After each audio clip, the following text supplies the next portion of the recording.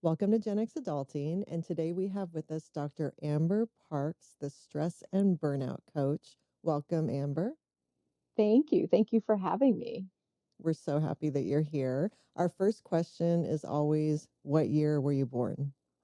Yes, I was born in 1983, so I'm on the cusp. You're a I would millennial. say, yeah, yeah. I don't always identify fully as Yeah, the millennial. you're an older millennial. Yes, yes, yep, And you're also called a zennial. yeah. That I agree. A little bit of both. Yes. So do you have siblings that are I older than you? do. I have a older, she's my half sister, but she's 13 years older. Okay. So, and yeah, as I've gotten older, we've gotten closer. So I think that's part of it too. Yeah, because I find that older millennials who had older siblings who are Gen X, like right in Gen X, or older Gen X, they do relate more with the Gen X childhood experience, and they lean more in Gen X than they Yeah. do the what you think of a millennial now. Yes, Yeah. 100%. And where were you born? I was born in Worcester, Massachusetts. It's about 45 minutes outside of Boston. Okay. And were your parents from there? Was your family from there? Yeah, so my mom is from a small town just south of Worcester. My dad was from the North Shore, so north of Boston. And I mean, most of my family is still there. I'm in Florida now, so I'd say 98% of them are still there. You don't have an That's what accent. I was thinking. So it's funny you say that because I went to vet school in Alabama and I don't know what happened. And then I moved to Florida. I started practicing, and people would be like, "Are you from Canada?" Like more than five people have told me that. And so I was like, I don't know what happened. I started up there. Something happened on the way down. But when I go back, I have friends that are like, you pick it up very quickly when Hmm, you're around your family. Yeah, and you that's probably have funny. certain words that still you have an accent with. I think Yep. I heard when you said "sure," I heard it Yeah. there. Yeah, Brian's from Jersey, but he's from like the northwest corner of Jersey. They only have certain words like coffee, dog, but Yeah. his mom's from Hoboken, so she's got Okay. more. Yeah, yeah. But I remember when I met him, and I was like, "You don't sound," because I'm from Oregon, and so everyone from Oregon thought that everyone sounded like people from Hoboken. If you're from New Jersey, that you Right. sound like that, or like New Yorkers. So when I met him, I was like, "You don't sound like you're from New Jersey, but you're close to Boston." So I would have thought you Yeah. definitely, you know. So does your family all have the accent? Oh yeah. Like even my parents now live in Florida and they still like my dad will say stuff and I'm like, there's no R at all if there's an R in the word. And when there isn't an R, then he adds one in. So Yeah. it's like That's awesome. Tampa is like Yeah. tamper. I'm like, what? Uh, That's like a verb. Like yeah. it's not a city.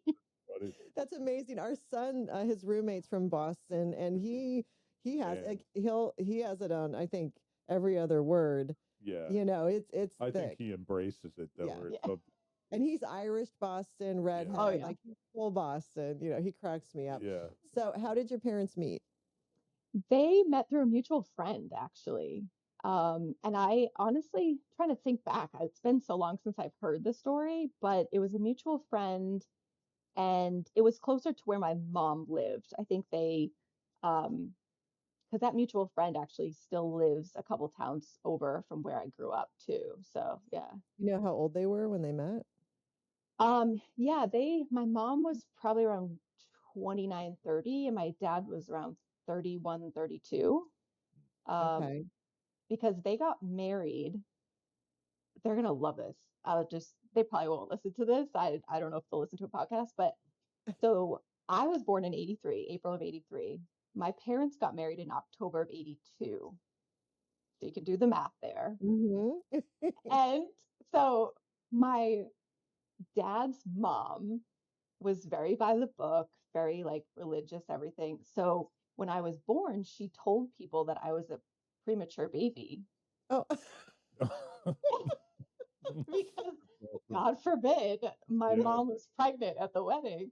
And my mom's like, she told me years later, she's like, I was so dumb. I just didn't even think, like, why would she say that? But oh, now, yeah, yeah, it was That's so funny. odd. that is hilarious. Okay, and then you said you have a half sister. So who's 13 years older. So did she come with your dad? Is she your dad's daughter or She's your mom's my mom's daughter. And daughter? her dad wasn't really in her life that much. And so when my parents got together, she was like around 12, 13. Okay. And when they got married, my dad, was her dad essentially. So he walked her down the aisle when she got married, and he actually was going to adopt her officially, but then, she turned 18 and it's like, meh, it is what Yeah. it is. But that's her dad. Yeah. So was that your mom's second marriage? Yes. To your dad? Yeah. Okay. Okay, so they're married. They have you and they have a 12, 13-year-old in the house. Yeah. Okay, so through elementary school and junior high, did you call it junior high or middle school? Middle school. Yeah. Okay.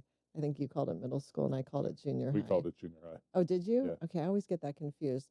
Did you do any extracurriculars or were you athletic or art or No, anything definitely was not athletic. Um, no, I played the alto saxophone in band. like that? Nice. Yeah, I was like one of the only girls.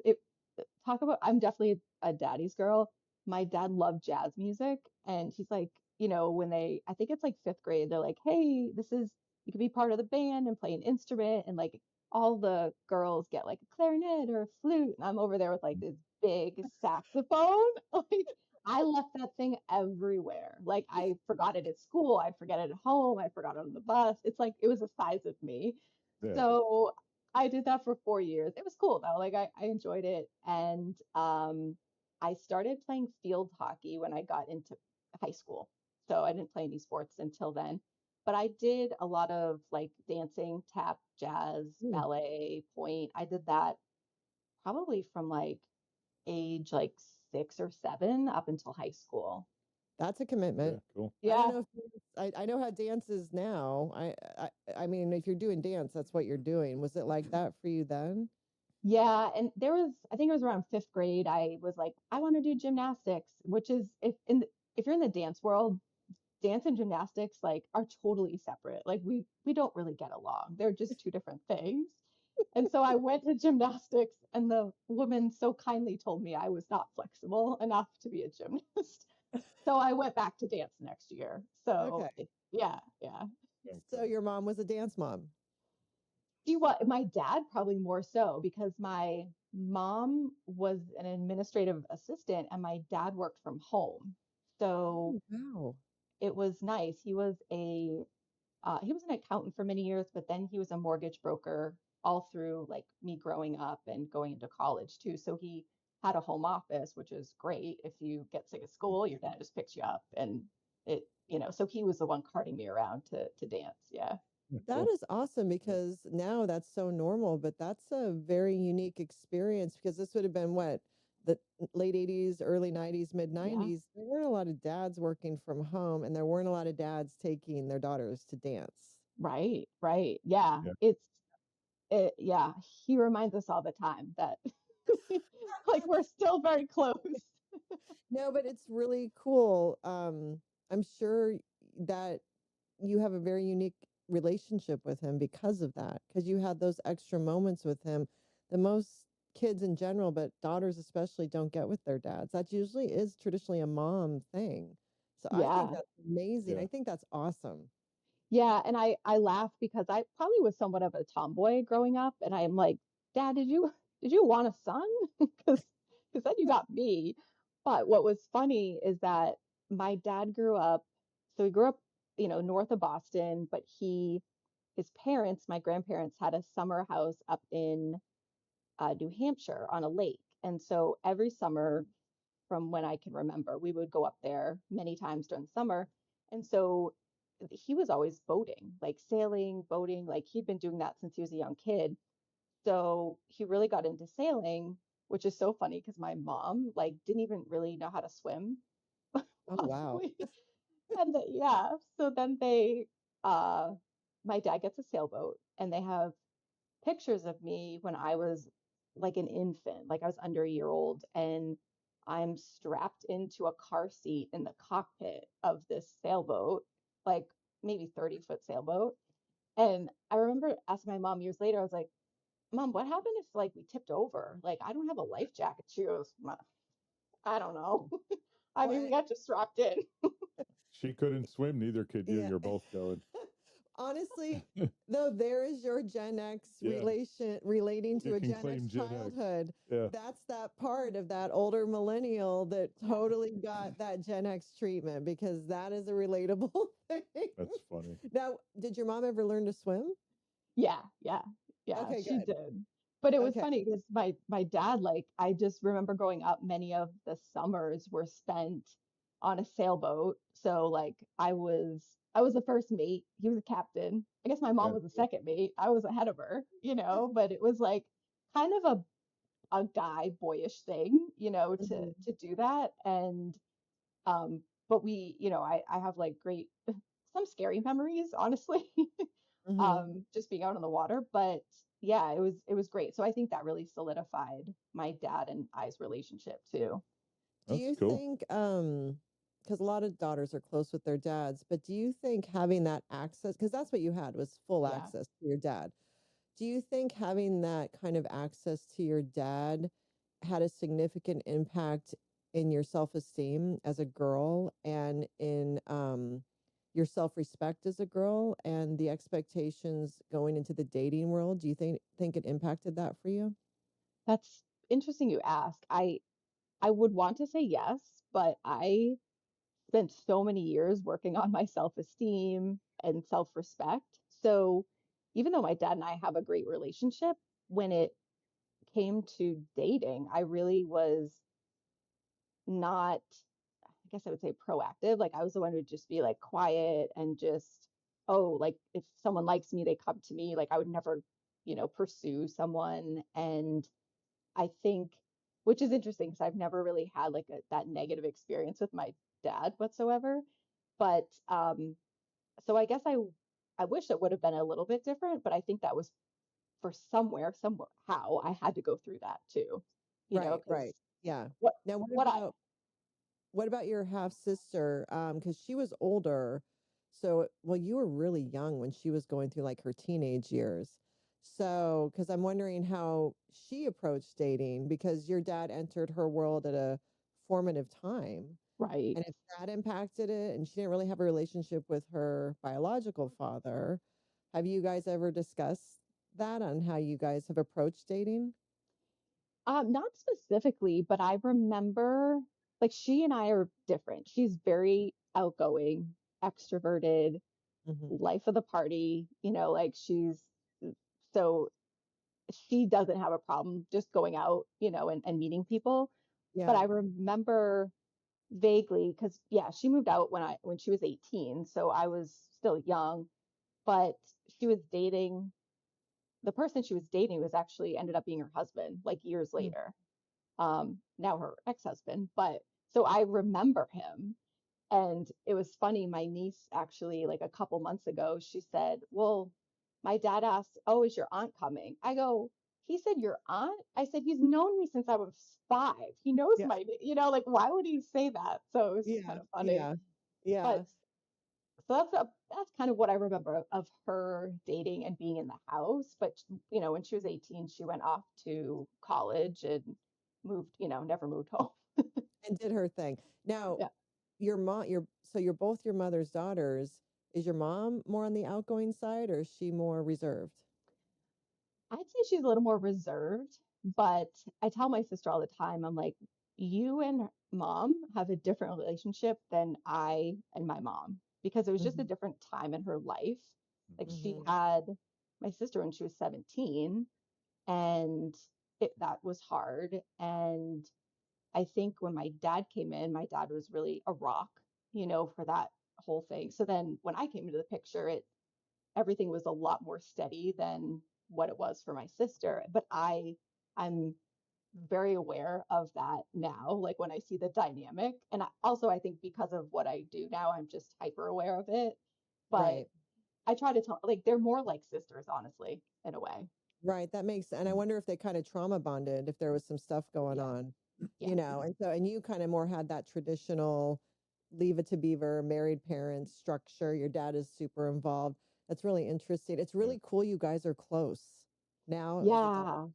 Yeah. Yeah. So it was probably, let me see, we got closer. Like she had my niece and nephew, they were born in 2001 and 2003. And I'm just not really a kid person, I'll be totally honest. And so they were great kids. They were cute. My sister did an amazing job. Their dad was worked a lot, so it was, a lot of my sister being was a stay-at-home mom.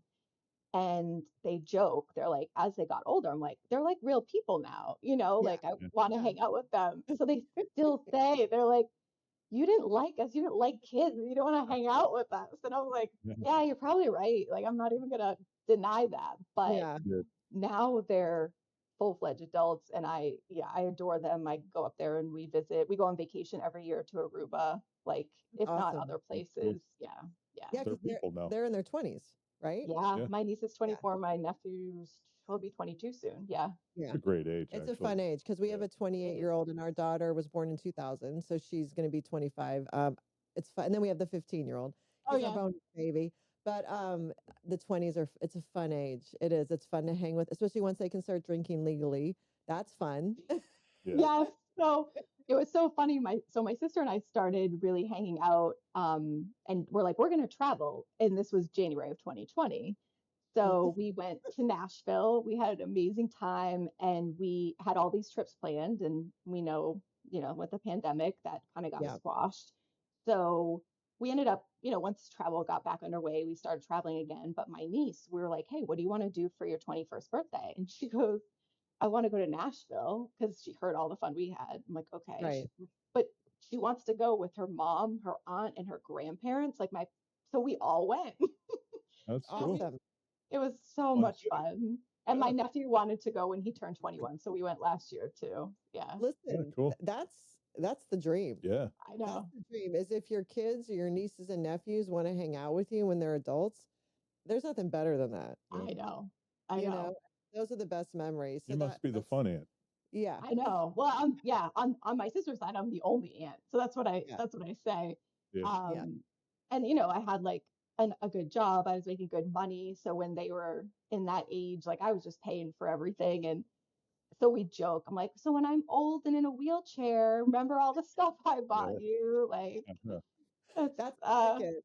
That's the I ticket know. is buying the stuff.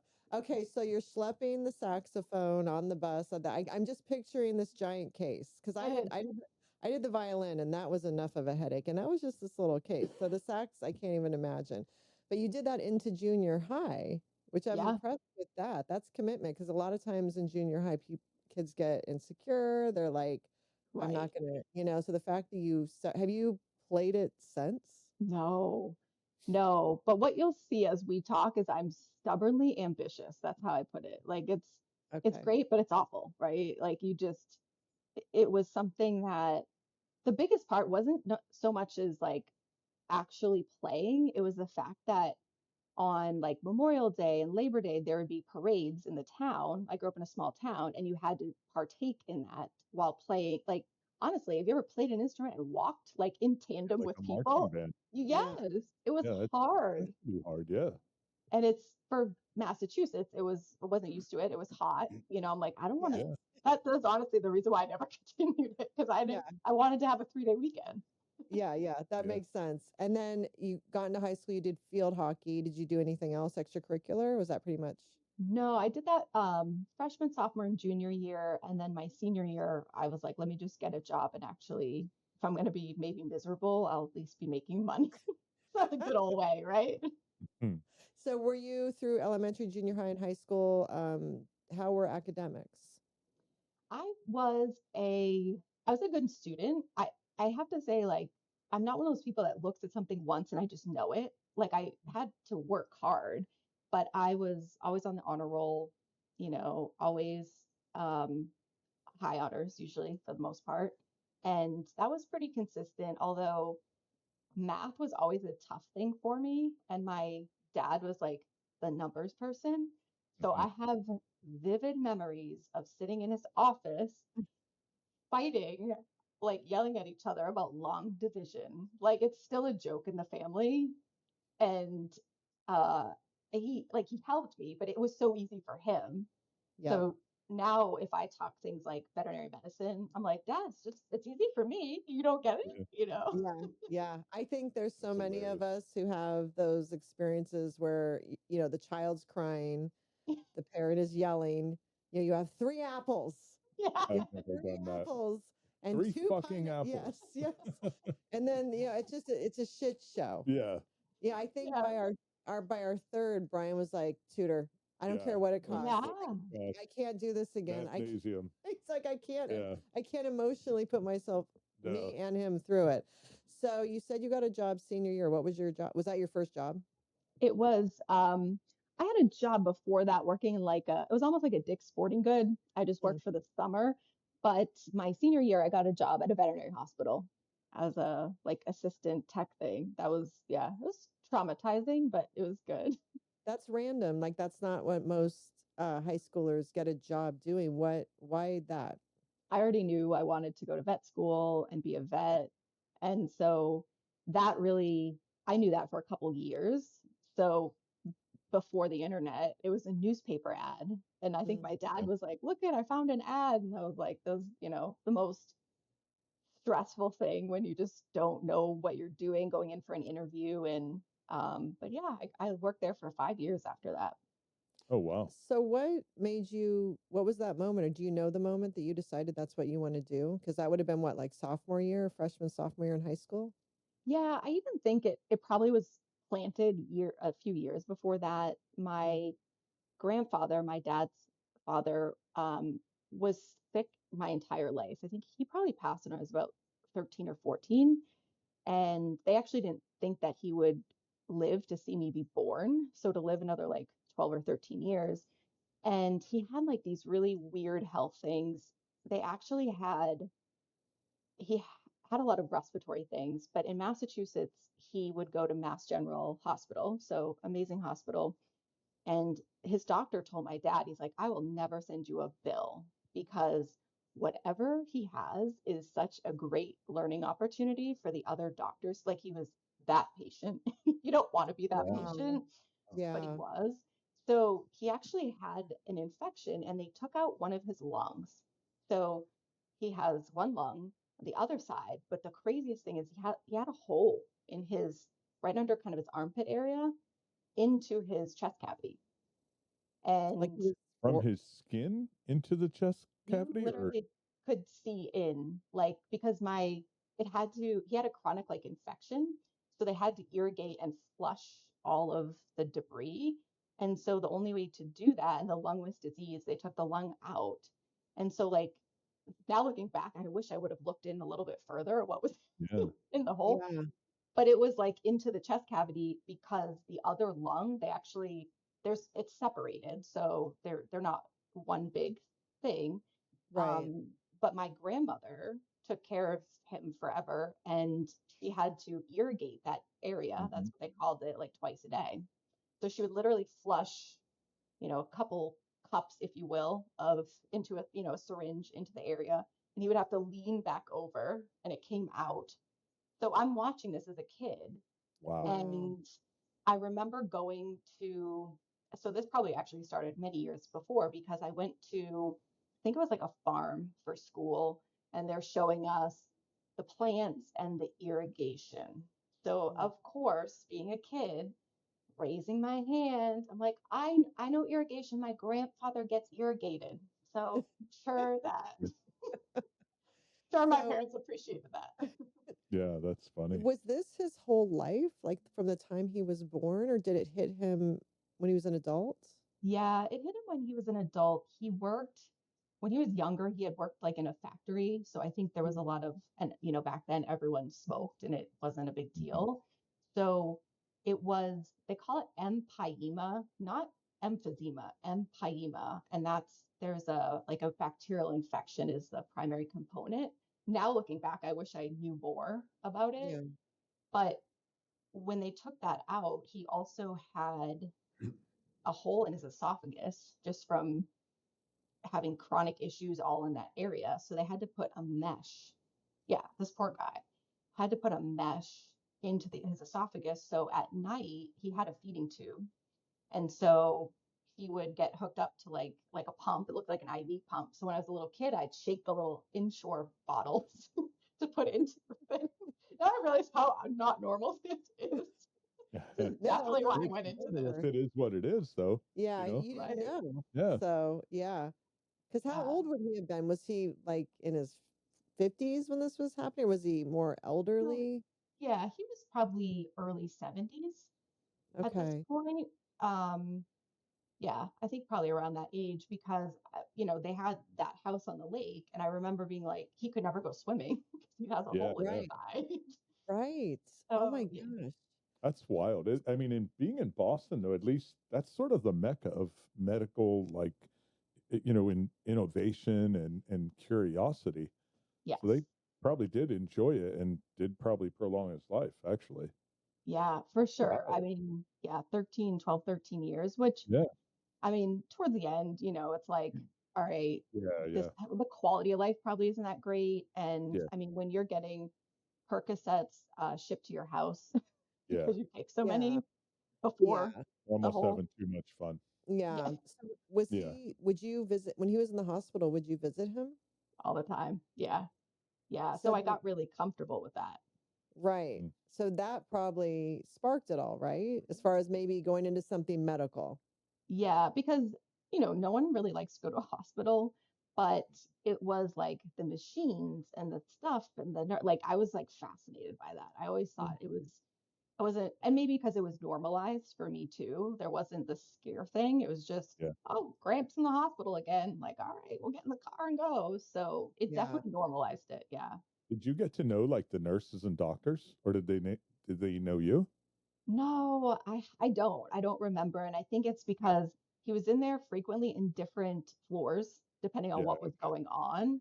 Yep. So yeah, looking back, I almost wish I had like his medical records because I think it'd be really interesting to kind of Yeah. see what that was. But I do remember bits and pieces. So Yeah. you knew, so the medical bug was sparked, but when did you know you wanted to go into veterinary medicine? Because that's very different than what Yeah, your grandpa was going through. yeah. Well, I always loved animals, right? Everyone that's a vet says this, but at one point, when I really was interested in the medical side, I was like, I want to be a pediatrician. I have no idea where that came from. I wasn't Right. like, I'm not really into You don't like kids. kids. I think we've established that would not have worked for you. That's right. I Yeah. I want to get in. I hate kids. I like animals. That's But funny. what's funny is that pediatricians, we always kind of laugh because their patients don't speak either. So they're actually a little Right. similar. Yeah. Mhm. So True. it was getting into, animals. And I always had a dog and a cat growing up. And I mean, I remember when I got my first dog, I was 5 years old. My parents got it for me for my birthday. I remember going to get it. So like that is very vivid. So there was always that love there. And then when I kind of was like, oh, these are two things that I really enjoy. So that's where I really was interested. And then when that job got posted, it was like, all right, how interested are you? You know? So what was the job for specifically? Was it just like a, not a tech, right? Because you have to go to school even to be a tech. What were you doing? Yeah, thank you for that. You do have to go to school. Back then, I was a tech. You were? It was Okay. it was all encompassing. So it's funny you Okay. say that because there's a big debate in the veterinary community because some states require certification for our technicians, not every state. And, you know, the ones that don't, you can go to a veterinary hospital like, oh, she's a tech. And we'll talk about it too, but when I went into relief work, I'm like a real, like, I don't know what, Right. what your experience is. Yeah. So the job that I had it was a tech, but I was receptionist and then I helped in the treatment area. And then I mean, when I worked there, after working there for a couple of years, it was a very dysfunctional hospital. It was a big, I mean, there were 6 doctors, so it was busy. But Wow. yeah, I after working there for a couple of years, then if they hired someone new, they would have me train them. I'm like, I'm 20. What? Yeah. Why am I training people? And yeah, so it was traumatic, but I learned so much just kind of being thrown into the mix like that. Right. Because did they expect you to do actual help with actual medical procedures on animals when you, like your senior year in high school? I mean, they trained me. Like we really focused, like they had boarding, so doing the kennel and cleaning, which I was fine with. And the front desk stuff actually is like one of the hardest things. You're dealing with people and you have to know a lot of Yeah. stuff. Yeah. So they trained me and I learned by rapid fire, I guess, as well, kind of on the job. But I would come back of random weekends when I was in college. It was about a little, maybe hour and a half away from my work to my school. So I would come home for the weekend, work at the veterinary hospital, and then go back to Mhm. college. Yeah. Well, it's a hospital too, though, not your normal neighborhood vet, We right? So use them they're a little more action. interchangeable. Yeah, Okay. we use them kind of interchangeably, but this one was, now looking back, they were open 7 days a week. They were open till 9 p.m. Like they Yeah. were a busy hospital with six Yeah, doctors. Yeah. that's almost like a emergency vet kind of, Yeah. like, other than that middle of the night. Okay, so you're senior in high school, you're working as a tech. And then did you know where you wanted to apply for college? And did you do all of that on your own, or did your parents help you with that, or did you have help at school from like a college counselor, or were you kind of just doing it all on your own? So my dad being, he went to college and my mom didn't go to college. So my mom was kind of like that, this is your thing. And my dad being, pretty hands-on, Yeah. we get like back then, it's like this big thick book of like all the schools with all this, we're just kind of I like going remember that. through. Yes, Yeah, Yeah. right. Yeah. yeah. And you buy them, but then the next year you have to buy new Yeah. ones because They're Yeah. like they're not up 35, to 40 date. bucks or something. Yeah, Yeah. and that was a lot That was a back lot, or then. maybe 35 60 or bucks. Yeah. yeah, I remember that though. Yeah. Yeah. Yeah. So I went through that, but I knew what schools were local that had a veterinary or pre-vet program because you could go in any direction. You could do biology or pre-vet or zoology or, you can kind of go in any direction. And I'm like, I don't want to go to school for 4 years with like a biology degree. I want to like do stuff that I'm interested in.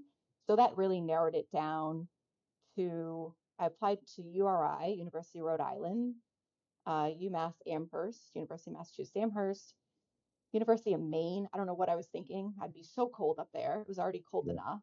And I think it was Fairfield University in Connecticut. And I got accepted to all of them. Wow. And yeah, I went to University of Massachusetts Amherst. I had a great pre-vet program. Okay. So So you're in a pre-vet program. So is it still an undergraduate 4-year degree, but it's focused right from the start right. on veterinary medicine? Yes. Yeah. That's great. That's great. And then you're saying did you come home every weekend to work? No, probably like once a month, just Okay. enough to take a break from drinking Yeah, yeah, and yeah. come home.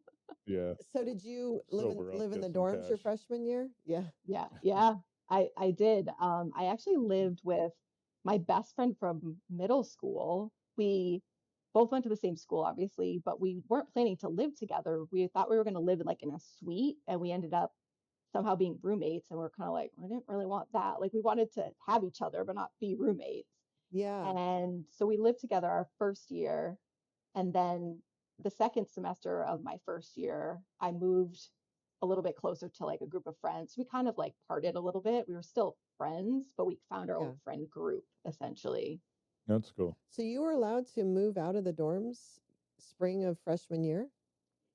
It was like a fall semester. I did the whole semester in one, and then you can like apply to move for the next Wow. semester.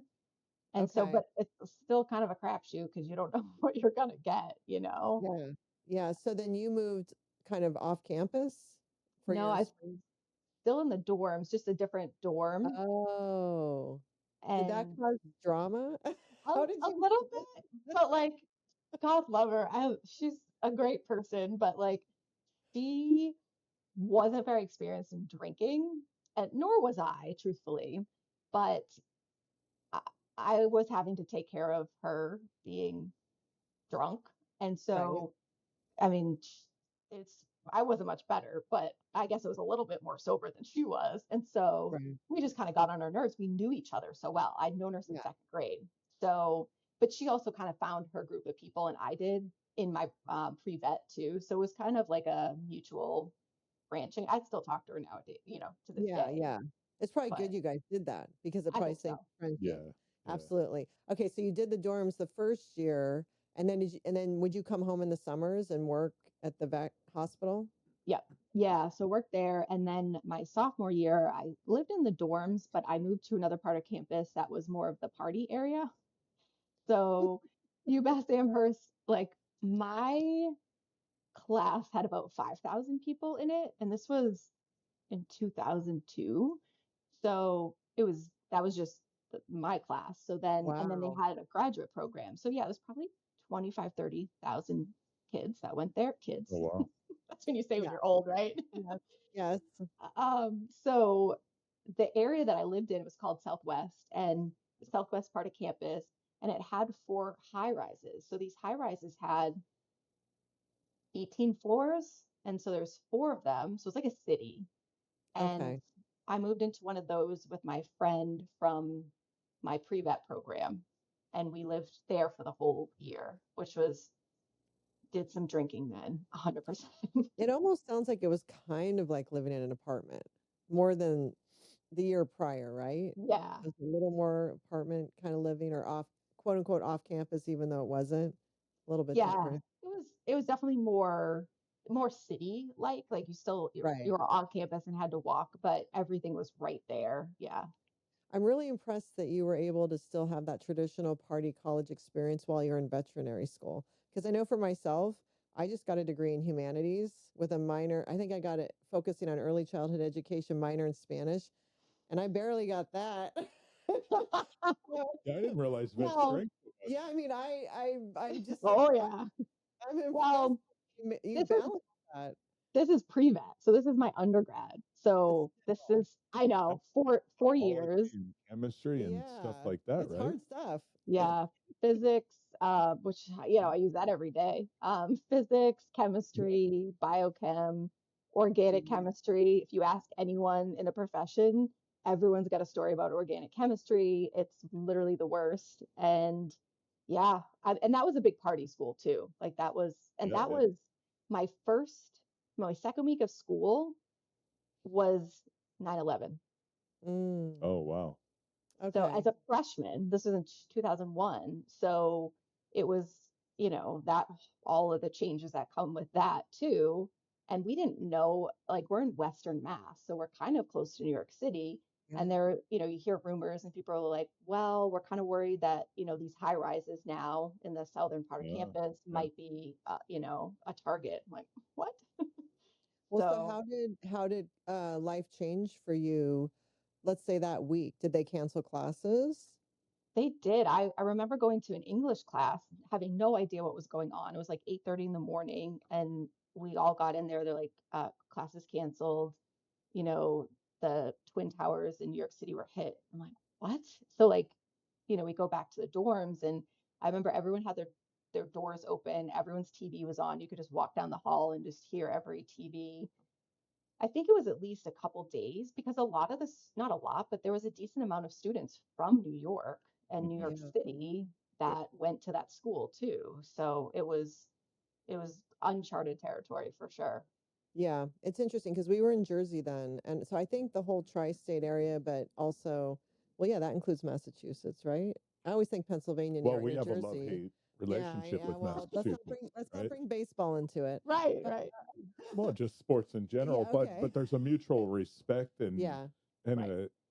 as much as we may have that love hate, the love is strong, and Yeah, so is the hate, probably. Especially during that time. I think just that whole Northeast, yeah, Yeah. the whole Northeast, we all kind of, I always tell people it felt like a small town, that whole yes, Northeast corner when 9/11 happened. We were just kind of united together yes, because somebody's family member was right, affected somehow. It Yeah. just kind Yeah. of it trickled out. And then it was all very patriotic, right, for a long right. time after. So then you guys were off for a little bit and then that's your freshman year away from home for the first. Did you go home while you were off? No, no, I don't think so. I don't remember doing that. And I think school, like the classes resumed not too long after that. I think they wanted like some sort of normalcy, Yeah, you Yeah. yeah, know. that makes sense. So as far as balancing the being just that college life and also pre-vet, Um, but that still had to require a significant amount of dedication and hard work. I mean, were you working your ass off and burning the candle at both ends to That, pull that off? that's the only way I do it. Yeah. That's Yeah. why I'm in the position I'm in. Yeah, it was one of those things that it's not like there was no other option. There was no option B. Like I just didn't see anything else that I ever wanted to do. Like this is what I want to do, and so I'm gonna do it. But I'm going to, have all my blood, sweat, and tears on the way to do that. So yeah, there was a lot of there's a lot of stress in the moment because you're just now preparing. It's kind of like high school. You're preparing to apply to college. So you're trying to get good grades. Now you're in college and you're trying to get good grades to apply to vet school. So it's just like that snowball, it just never stops. So, Well, it's probably very competitive, right? and you're competitive with like your classmates too. Yeah. And even the pre-vet program at UMass was pretty small at the time. So my degree is in animal science, but I had a pre-vet concentration. So there were some people that did animal science, but they didn't want to apply to vet school. So we're in a lot of the same classes, but they, weren't going to apply to vet school. So like you knew the people that would be your competition essentially. Is it more competitive than, say, the traditional medical route, like human medical? It is, Yeah. right? I've heard that it's very hard to become a vet, actually. Yeah, what's interesting is I don't remember the demographics. It's kind of changed a little bit or the statistics, but I think it was for like every maybe 15 to 20 people that apply, there's one person that gets accepted. Yeah, Wow. wow. It's hyper Why competitive. why why is that? Is it because they don't need as many vets in the world as doctors, or Well, so it's funny because that's changing too. At the time, there was only 28 vet schools, which I don't know how many medical schools, but there's hundreds at least. Hundreds, yeah. Yeah. And so there's not many spots. And then in the US, there's certain, like I'm in Florida now, but University of Florida. So if you live in state, you can apply there. But if you live in a state that doesn't have a vet school, like not, you're kind of at a disservice because some of them have, like a contract with other states, but not all of them do. But living in Massachusetts, we had Tufts, but Tufts was really difficult to get into. I didn't get into Tufts. Hmm. And it was, yeah, you have to, the application process is just a nightmare because you have a nationwide application that actually at that point was online, but then every school had a different application to do in addition. So I remember I always had to like go to the post office. This was like my senior year, and I still have like traumatic memories. I hate going to the post office to this day. Because I'm like, I just need to mail this. And they're like, did you get this? Did you fill this out? Are you gonna get certified? I'm like, I don't know what that means. Oh, gotta get yeah. back in line. Like, so yeah, it's just that was tough. They're not the nicest people either. No. No, don't say that. We have nice ones where we No, live. I'm with her. I No, remember going to no. the post office, like, I like our post people. got to follow the rules. Well, yeah, they want to make sure it Well, gets there. You know. yeah, I think too, at that point, I mean, I probably would sympathize with them because they probably have a bunch of, it's in a college town. They just have a bunch of college Oh, students that true, are true. Yeah. absolutely fucking clueless coming They're in Yeah. very there. drunk already, so that's like, Right. Probably hungover at that point. Yeah. Yeah. yeah. So you're going through the first 4 years. It's so interesting. I actually have never thought about that. And my dad was a doctor, but I've never thought about this that like for us, we just got our undergraduate. So we had the 4 years and we knew there's a graduation and there's an end. Right. And it's very personal, right? Like my Yeah. degree, I'm not in competition with anyone for a humanities degree. Let's be real. So it's like this is a very personal. He was psychology. Like that's a very personal experience. It's not like we're trying to earn our place on the team. Right. So we're always every day having to do our best to hold our spot. But for you, you were constantly aware of you need to get your spot. You need to get your spot. And there's a continuation after these 4 years. And if you don't do well in these first 4 years, you're not going to get that spot. That pressure, your perspective of your first 4 years has to be different than the rest of us who just went those 4 years, for sure. Yeah. It's like you're just moving the finish line, where you, Yeah. you're like, it's kind of there, but it's going to get moved, or hopefully it moves, and you get into school. And, it was challenging too, because you have a lot of competition, which is the people that you spent 4 years with in, all your classes as well. And but I loved, honestly, my dad told me, he's like, this will be the best 4 years of your life going to college. I'm like, because you were crazy probably in college, Yeah. like you didn't go to school after that. Right, Um, right, right. but he was right. Like, I have a lot of awesome memories. I think that was a great, fantastic school. And somehow I pulled off a graduating cum laude. I don't know how, but Nice. it Wow. did. From Yeah. working so hard. I have a Yeah. question. Given the age gap between you and your sister, were you semi only childish growing up with a lot of attention and maybe extra expectations at all? I think so. Definitely somewhat of the like only child thing, but the expectations, it's funny because now, like, going through therapy and all that stuff, and I'm like, I don't like, a lot of the expectations, oddly enough, were from school. Like, my mom didn't go to college, so she already was like, "Oh, you get A's, you're great." My dad was Mhm. like, "All right, keep it up." And so there was some expectation there, but I really think it came from, like, I remember more from, like, even elementary school, and having a lot of expectations, which honestly now is probably like, thank you for Yeah. doing that. But Yeah, yeah. I So did wonder if that's like a Boston thing, because Boston, it's an academic part of yeah, the country for sure, the world, right?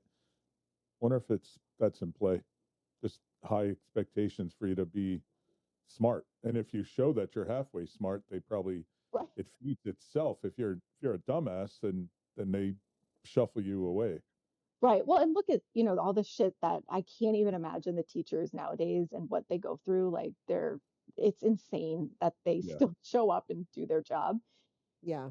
But I lived in a small town. There was like 3,000 of us, 3,000 people that lived in the town. And so my high school graduating class was 95 people. Like, it Oh Oh was wow. wow. small. Okay. So they Yeah. probably Yeah. had the ability, to actually give everyone that attention too. Yeah. Yeah. Yeah. You got Yeah. that attention. So then when did you know, were you applying to stay at UMass Amherst for vet school? So they don't have a vet school. Oh, okay. So where Yeah. did you apply? So I applied to Tufts, which is in Grafton, which is actually the next town over from where I grew up in Massachusetts. I applied to Tufts, University of Florida, Tuskegee, and maybe University of Pennsylvania, because one of the doctors I worked with, actually the doctor that owned the practice, he went to UPenn, and I was like, okay, great, put him down as a recommendation. I didn't get into any of those other ones. I got into Tuskegee, but I was waitlisted at first. So you go for an interview. It was like February of my senior year. You go for an interview, and I don't know what the hell to expect. I've never done this before. Now looking back, I'm sure it's changed, but the interview process was honestly like, we don't care what your answer is. We just don't want you to go back. Like, a lot of it was ethical questions. Like, if you were faced with this, a pet that was dying and you could save it, and I'm like, oh, and it's like, okay, so then you made this choice. Well, why wouldn't you do this? And they want to know that you would just stay with your answer. I guess that was really what it came down to. I didn't know that, but I got waitlisted. And so I didn't find out, it was May. I was graduating in a couple weeks. And I'm like, all right, well, I don't have a backup plan. So what's going on here? So I was thinking about applying to Tufts, um, to work, to be as a tech. That wasn't really a tech.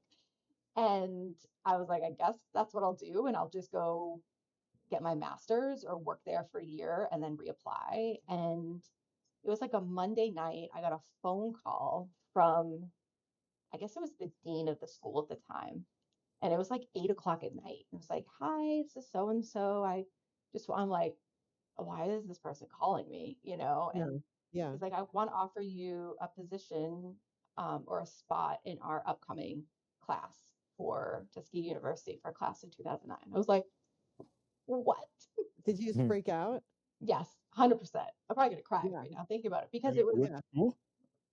At at Tus- Tuskegee which school? University. It's in Alabama. Okay, okay, So, okay.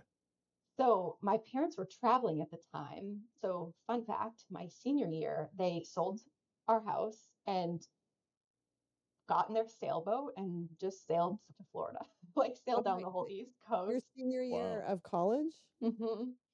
Okay. So that's, I mean, that makes sense. I was gonna say, if you're senior year in high school, kids still like to keep coming home while they're at Yeah, college.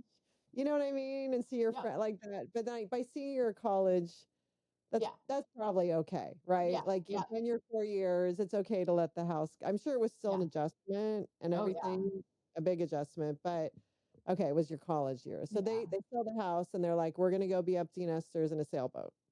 Yeah, and my dad, so my grandfather had passed away at the time, and my dad's mom was still living in the North Shore, and he's an only child. So Mm. he's like, feel bad just leaving her. And so he moved her closer to where we live in like south of Worcester, and we bought a house and we all lived there because that was a great idea, Dad. So my senior year, I'm like schlepping all my stuff to this house that I guess I have a room in now. And my parents have a room, but they're not there because they're on the sailboat. But your And grandma's there. my grandmother, who this was also the one that I was a preemie baby, if we remember back Yeah, yeah. to the beginning, just a lovely lady, but her expectations for certain things were so old, like she's just from a different generation. And my dad could do no wrong. Like he was perfect. And so it was challenging to live with her because I think she was going through some like the beginning of maybe dementia, or she wasn't taking care of my grandfather because he had passed away. So she like didn't know what to do with herself. So she got very nitpicky, so that was challenging. And through vet school, that was my house that I essentially went home Mhm. to. Okay, yeah. So now I'm 21 and I'm going out drinking with my friends and I'm coming home at night. I'm like, "Mm, this is worse than my parents. Like my parents weren't bad at all. And now it's my grandmother. I'd like tiptoe up the stairs. Like it was yeah. My dad was Now, like, I don't know why I did this. were you living there while you were in school or just when you would come home for like holidays and stuff? Or was that your home? Yeah, just when I would come home for holidays because Tuskegee's in Alabama, so I would drive Oh, true, true, all the way true, back to true. Okay. yeah, yeah. Okay, so then when you went to vet school, Well, I have a question. okay. So you got the call from the dean. Were you still in school, or was it like you got in and you need to be here next week? Or did you No, have summer? thankfully. Yeah, I had the Okay. summer. It was like not maybe not even 2 weeks before graduation Okay. I was gonna from say you said yeah, May, so that's like right before yeah. graduation. So then, did you live in dorms for vet school, or is that more everyone lives in apartments? Like, So this is fun. So I get into vet school and I call my parents, they're traveling. Actually, I think they were driving at this time because I'm like, what are you guys doing? They're like, we're driving. I think they're in like Maryland somewhere. And I'm like, I just have to tell you that, and I told them and they were like freaking out. That's awesome, yeah. whatever. And I'm like, yeah, so dad, I'm gonna go to vet school in Alabama and I'm gonna live in a trailer. And fun fact, if you don't know, Tuskegee is a historically Black college, HBCU, historically Black Okay. college university. My dad's like, what? Like, what? Like, they're not prejudiced, but it's like, we're from Massachusetts and I'm going to Right. send my daughter, what? Like, we've never been to the state. It's a whole different world. So, they ended up keeping the boat, but they got to Florida and really liked it. So they bought a house down here and they bought that house the summer before I started vet school. So it was still 7 hours away, but it was Yeah. closer. So that was Yeah. like Where in my opening. Alabama is it? Is it south or It's actually like a little bit northeast of Montgomery, like 30 minutes northeast of Montgomery, and okay? it's right over the border from Georgia. So like if you're gonna fly anywhere, you would fly into Atlanta, and Okay. it's probably about Actually, a pretty area, right? Was it? definitely a lot of just room, like coming from just a condensed area up in the Yeah. Northeast.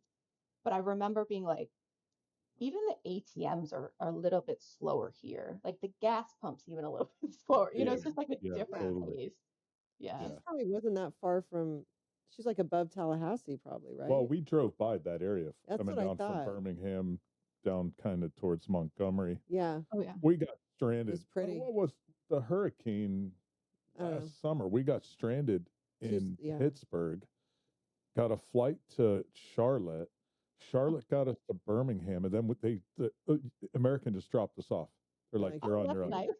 Yeah, so we So- drove all the way down to it Miami was to get pretty. our car. It was pretty Oh though. wow. Okay, so wait, you have the grandma still up in Massachusetts in the one house. The Yeah. parents have bought another house in Florida, and you're in Alabama. Are Yeah. you? So were you the summer before you started vet school? Did you stay with them in Florida, or you said no? You were up in Massachusetts. Yeah, I was still working at that veterinary Okay. hospital. So I worked there for the summer.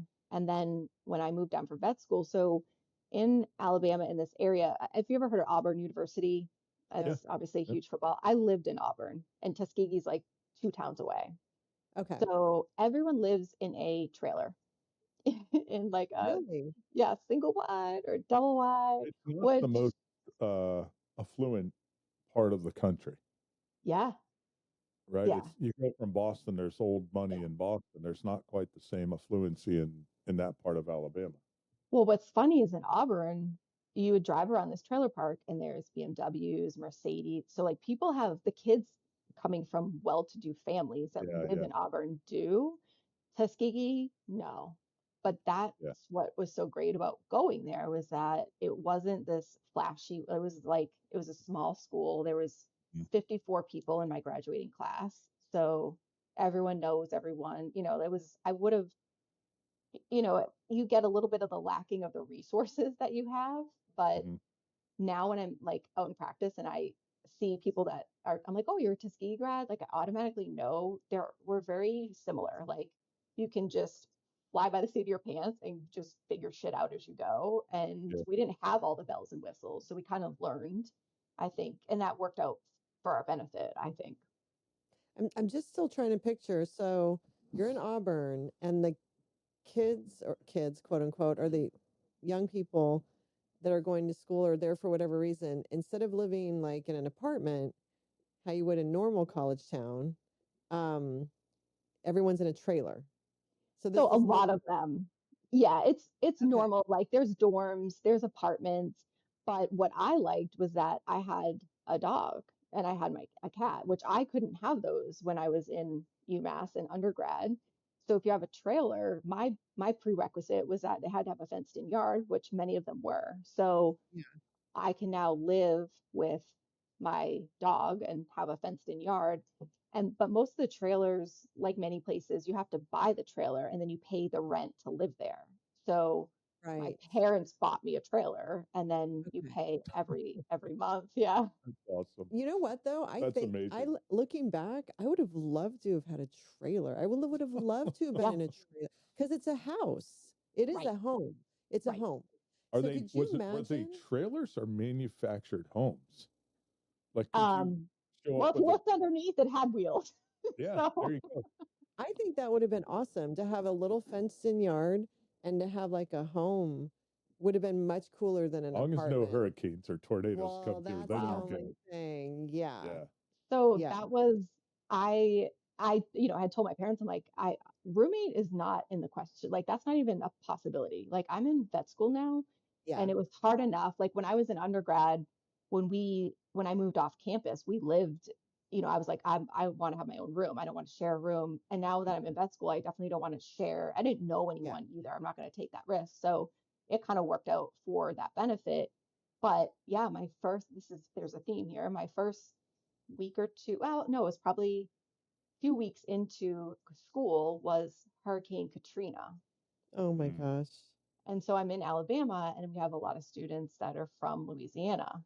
Yeah. And Wow. so we had one person actually leave, like there, because he was older. And so we had family there. So he just dropped out of school. That was, Oh catastrophic. wow. It's horrible. Yeah. No, man, like you said, there was a theme. The I beginning of a pre-vet, you have 9/11, and then the beginning of vet school, you have Katrina. And were things kind of shut down for a while in Alabama because of what was going on with Katrina? a little bit like I remember going to get gas and there wasn't gas at every pump, which I couldn't even wrap my mind around, which now in Florida, it's like, well, depending on a random day and the weather report, Yes. that might happen, but that was probably the biggest part of it. But with vet school, like you can't, a week in vet school is like a month in Mm. undergrad, like just the quickness of what they're trying to teach you. So like really wasn't a lot of time off. Yeah.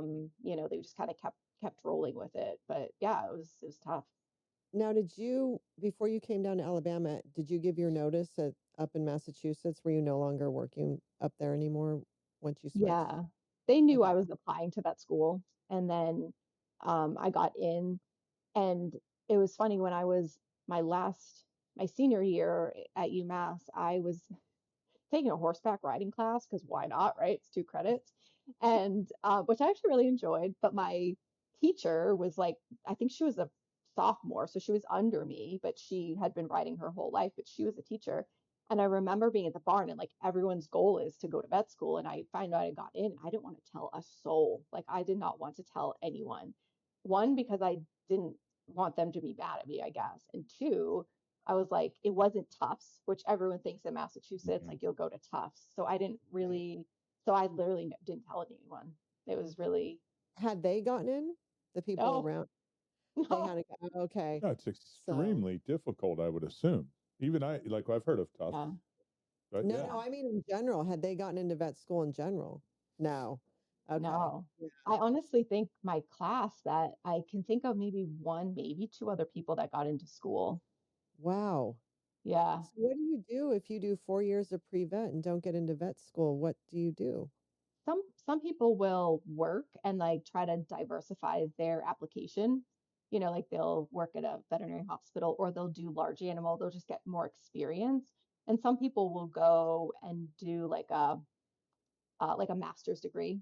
I know some people that have done that, like, oh, just get a master's because at least I'm getting another degree while I'm still I'll reapply every year for it. Because you're really putting literally all your eggs in one basket there. It's like, this is it. It's such a risk. I know. It's I such know. a it's amazing that you got in.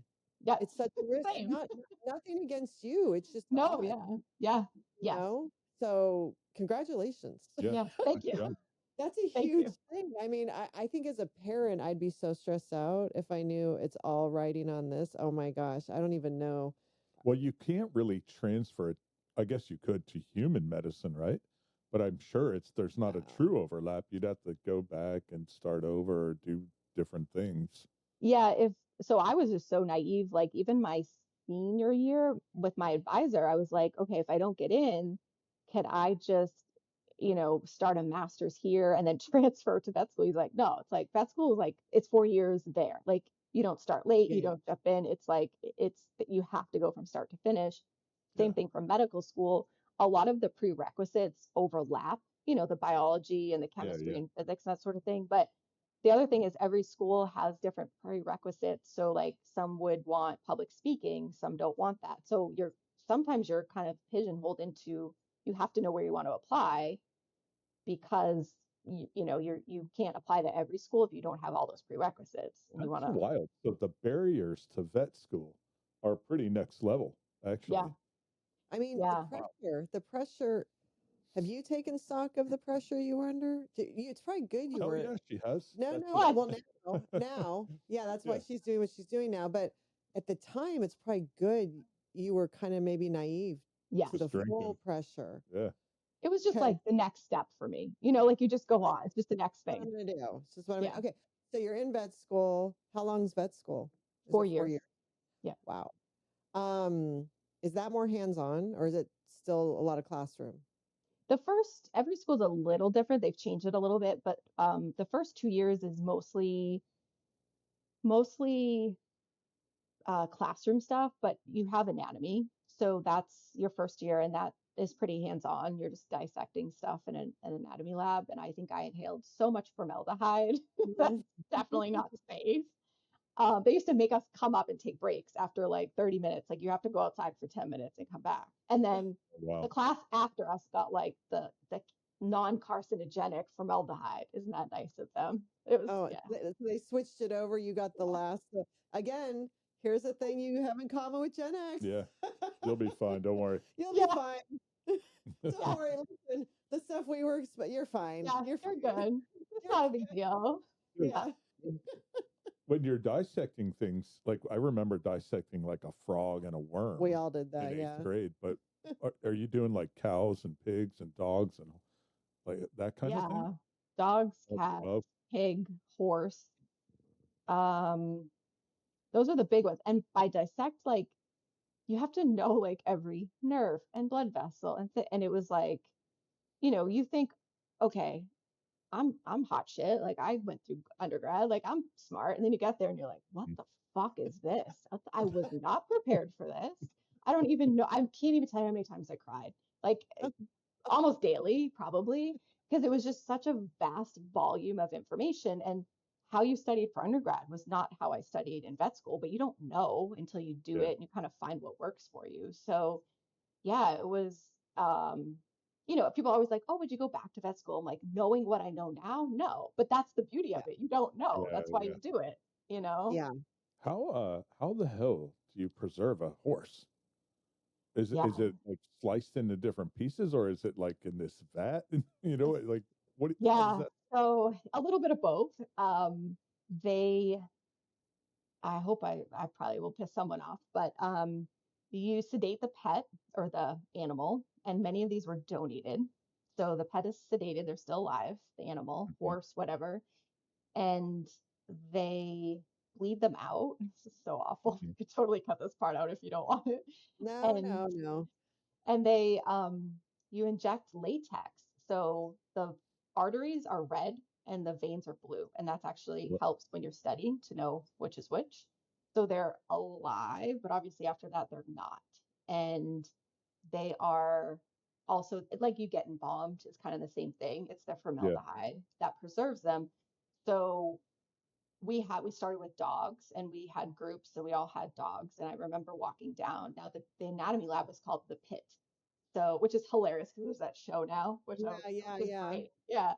So we walked down and I love pitties, bully bulldogs, like all the bully breeds. And I walked down and they're like, oh, it's your dog. And I'm like, oh, Oh my th- that they're all pitties. Like they're all like would be my dog. I'm like, oh, okay. So you go through and you're literally dissecting like muscle by muscle, and there's a huge walk-in freezer slash refrigerator. Mhm. And so when you're done, you wheel them in there. But then when we next semester got to large animal, the horses, they still prepare them the same way, but they're like in these like huge hooks and they're hanging from like tracks and they're on chains. So you just like wheel them into, yeah, I have Yeah, horrifying pictures from like it. the And Rocky scene. yeah, yeah. And Yeah. it's, once we get to a certain point, they cut them in half for us. So we focus because they're so big that we put like the back end in there for a couple weeks until we're Mhm. ready and then we switch it out. But the fun part was that when we had a practical, you have to know blood vessels, arteries, nerves, whatever.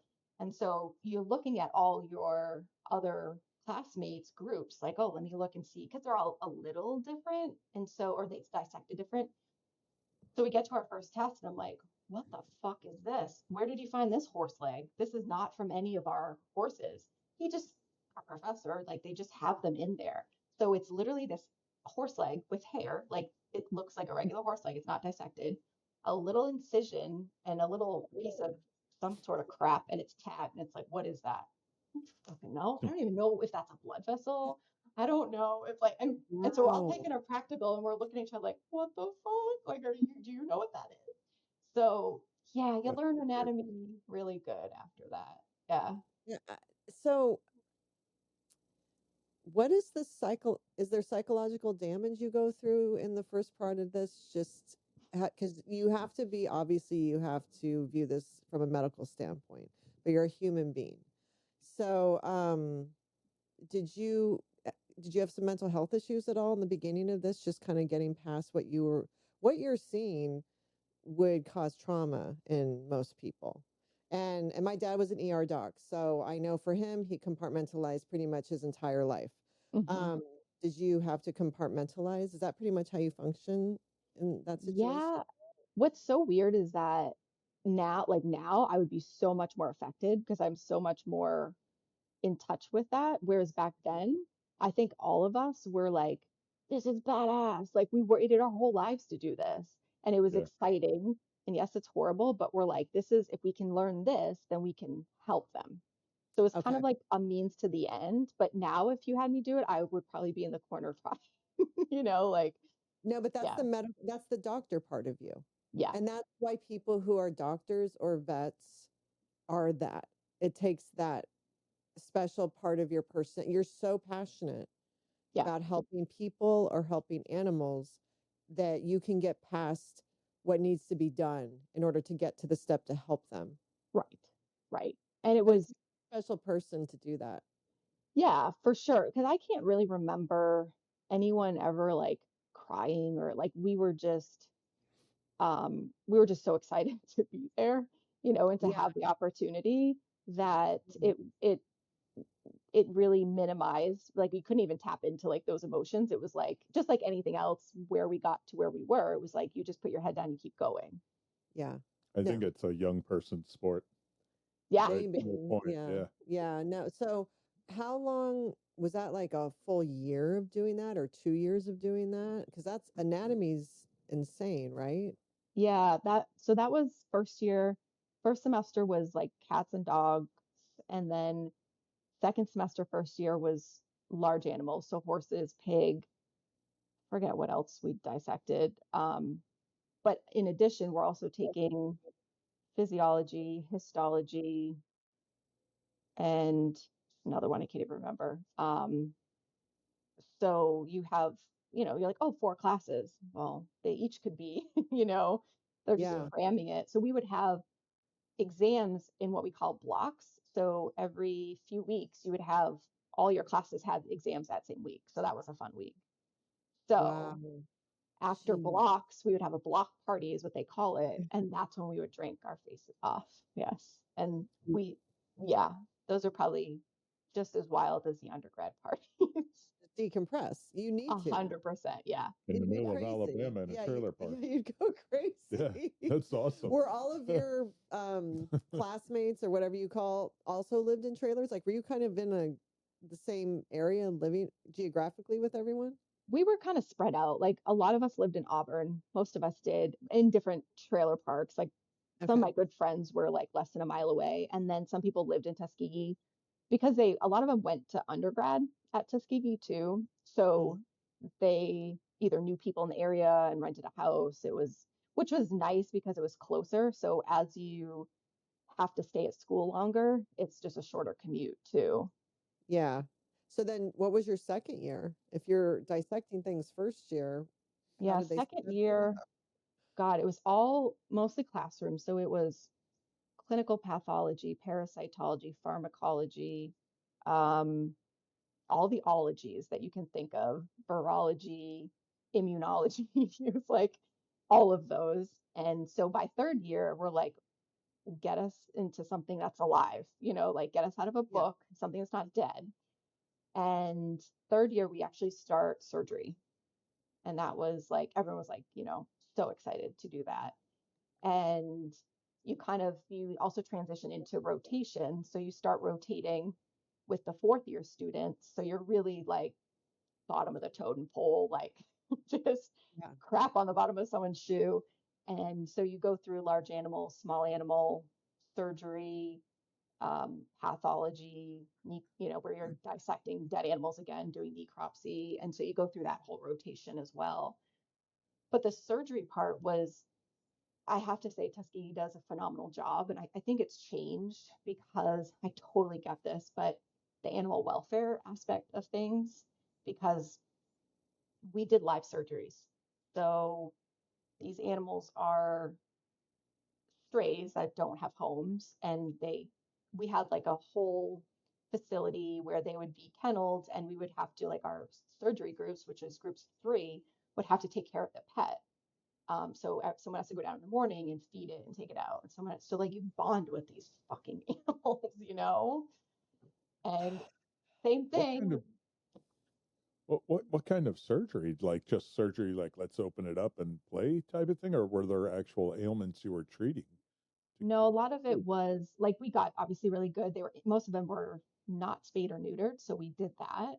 But it Okay. was like the first week was a not terminal surgery. So we had to do surgery, wake them up. So we had to make sure you didn't fuck shit up, like make Yeah, sure yeah. these animals are okay. And then the following week was the terminal surgery. So spays and neuters, but we did um, cystotomies, which is a bladder stone removal. We took out a nephrectomy, a kidney removal. We did Just splenectomies, for the taking hell out of the it, just to spleen. know how to do it, or like it needed it. Yeah, Yeah. if it like some of those bigger surgeries were terminal, like we didn't wake them up from that. Yeah. But one that I was like, so there's three people in your group. You have a surgeon, an anesthesiologist, and an assistant. We're all, in the same, we're all classmates. And the surgery that I was like surgeon on was like a tracheal resection and anastomosis, which means your trachea. I don't even know where you would use the surgery nowadays, honestly, but you take out some of the cartilage rings. So you have to cut it in half and then sew it back together. But these animals have breathing tubes down, right? Like that's how they're staying under anesthesia. So it's like Mhm. my assistant and anesthesiologist have to like move it and I have to do it real quick. Then you have to put it down, like to Mhm. keep them under anesthesia. Oh my These were God. these were on Fridays, and so it was like we started at probably like 1. Some of us we didn't get out to like 7 or 8 at night, and Jeez. it was yeah like and of course all these many of the dogs are like pitty mixes, which Yeah, yeah. are my So jam. even in those situations, was that a little rough even then? Yeah, because it was there were cases that the surgeries didn't go great and there were complications and those weren't terminal surgeries, which is like I said, now could not do it. 100% could not do it. And it's changed a lot. I actually don't even know because every school is different in what they do, but a lot of them and understandably have done away with live surgery, which I 100% get, but we also I've worked with a lot of doctors coming out of school and they're like, I don't want to do surgery. I don't even know what I'm doing, so there's definitely a downfall of that. I don't think Yeah. there's a good answer, but So is there a shortage of vets who do of surgeons there's in a veterinary medicine? shortage of veterinarians, period. It's In what drives the cost, right? If it's like Floyd, who's our shepherd, if Floyd needed surgery, that's why partly it's so expensive. It's a specialized skill, I would assume at this point. Maybe your age and older got the practical experience. Now the new vets coming out. To your point, it's like I'm not doing that. I never did it. Yeah, so there is boarded specialists that will do like your specialized surgery, Mm. but when I was in practice, like I did those bladder stone removals, took out spleens, spay, neuter, remove a sock, from a dog's stomach and or intestine. Actually, I had to do that to my own because it ate something and it got stuck and yeah. So yeah, like I was grateful that I had that experience and I had a great mentor when I came out, but now I get it. Like if I didn't have that experience, I wouldn't be like, all right, let's jump on in on an owned Yeah. pet. Yeah, yeah. Yeah, that's someone's family member. Yeah. Yeah. Yeah. Why do you think there's a shortage of vets in general right now? So I think it's changing a little bit, but because many of them are leaving the profession because they're burnt out. Mhm. And so what has happened, so I graduated in '09, and when I graduated, it was 2009. Like the economy was not great. I thankfully was so blissfully unaware of that at the time. I just had my head in a book, I guess. But I did an externship at a hospital down here in Florida, and they ended up it was a solo practitioner. He owned his own practice. And he's like, at the end of my externship, he's like, hey, if you're ever interested, you want to come back. He offered me a job in a very roundabout way. And I was very oblivious that I was like, okay. And then I went on a couple job interviews and I was like, these hospitals are gross. Like this isn't where I thought I would start out. And I don't think I would get the mentorship.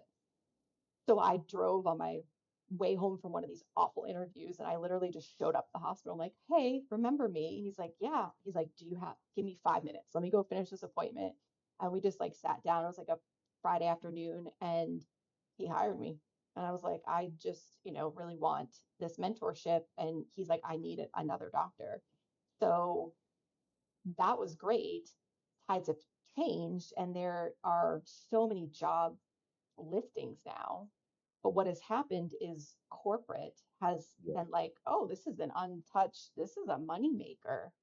And they've come in, and especially during COVID, a lot of the baby boomers that are like, hey, I want to retire. I worked my whole life. And there's these younger doctors, and this is a generalization, but for the most part, are like, I don't want to own a practice.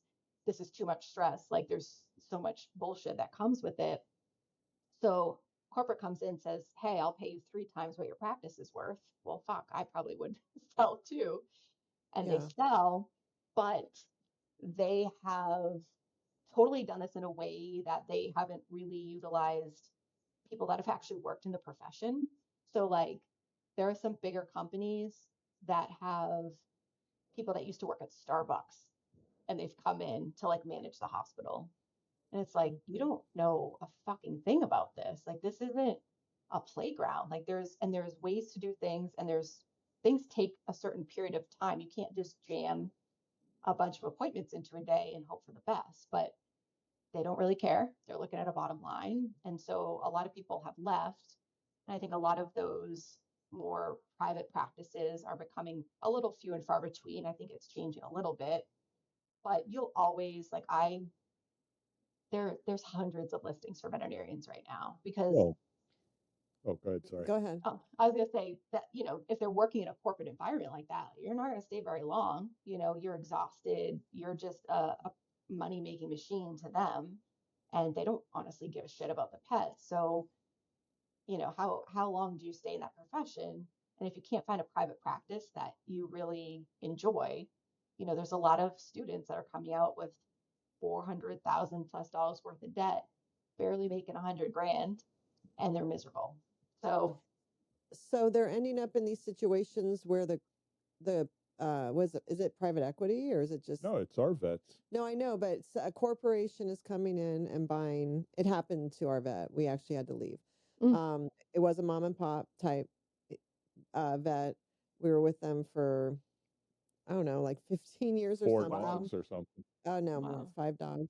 And a corporation came in, bought it, everything changed. And it's funny you say like people that manage a Starbucks, because I do think it did. No offense to people that manage a Starbucks, but it did feel like it was just being treated as I'm the manager and this is how I manage.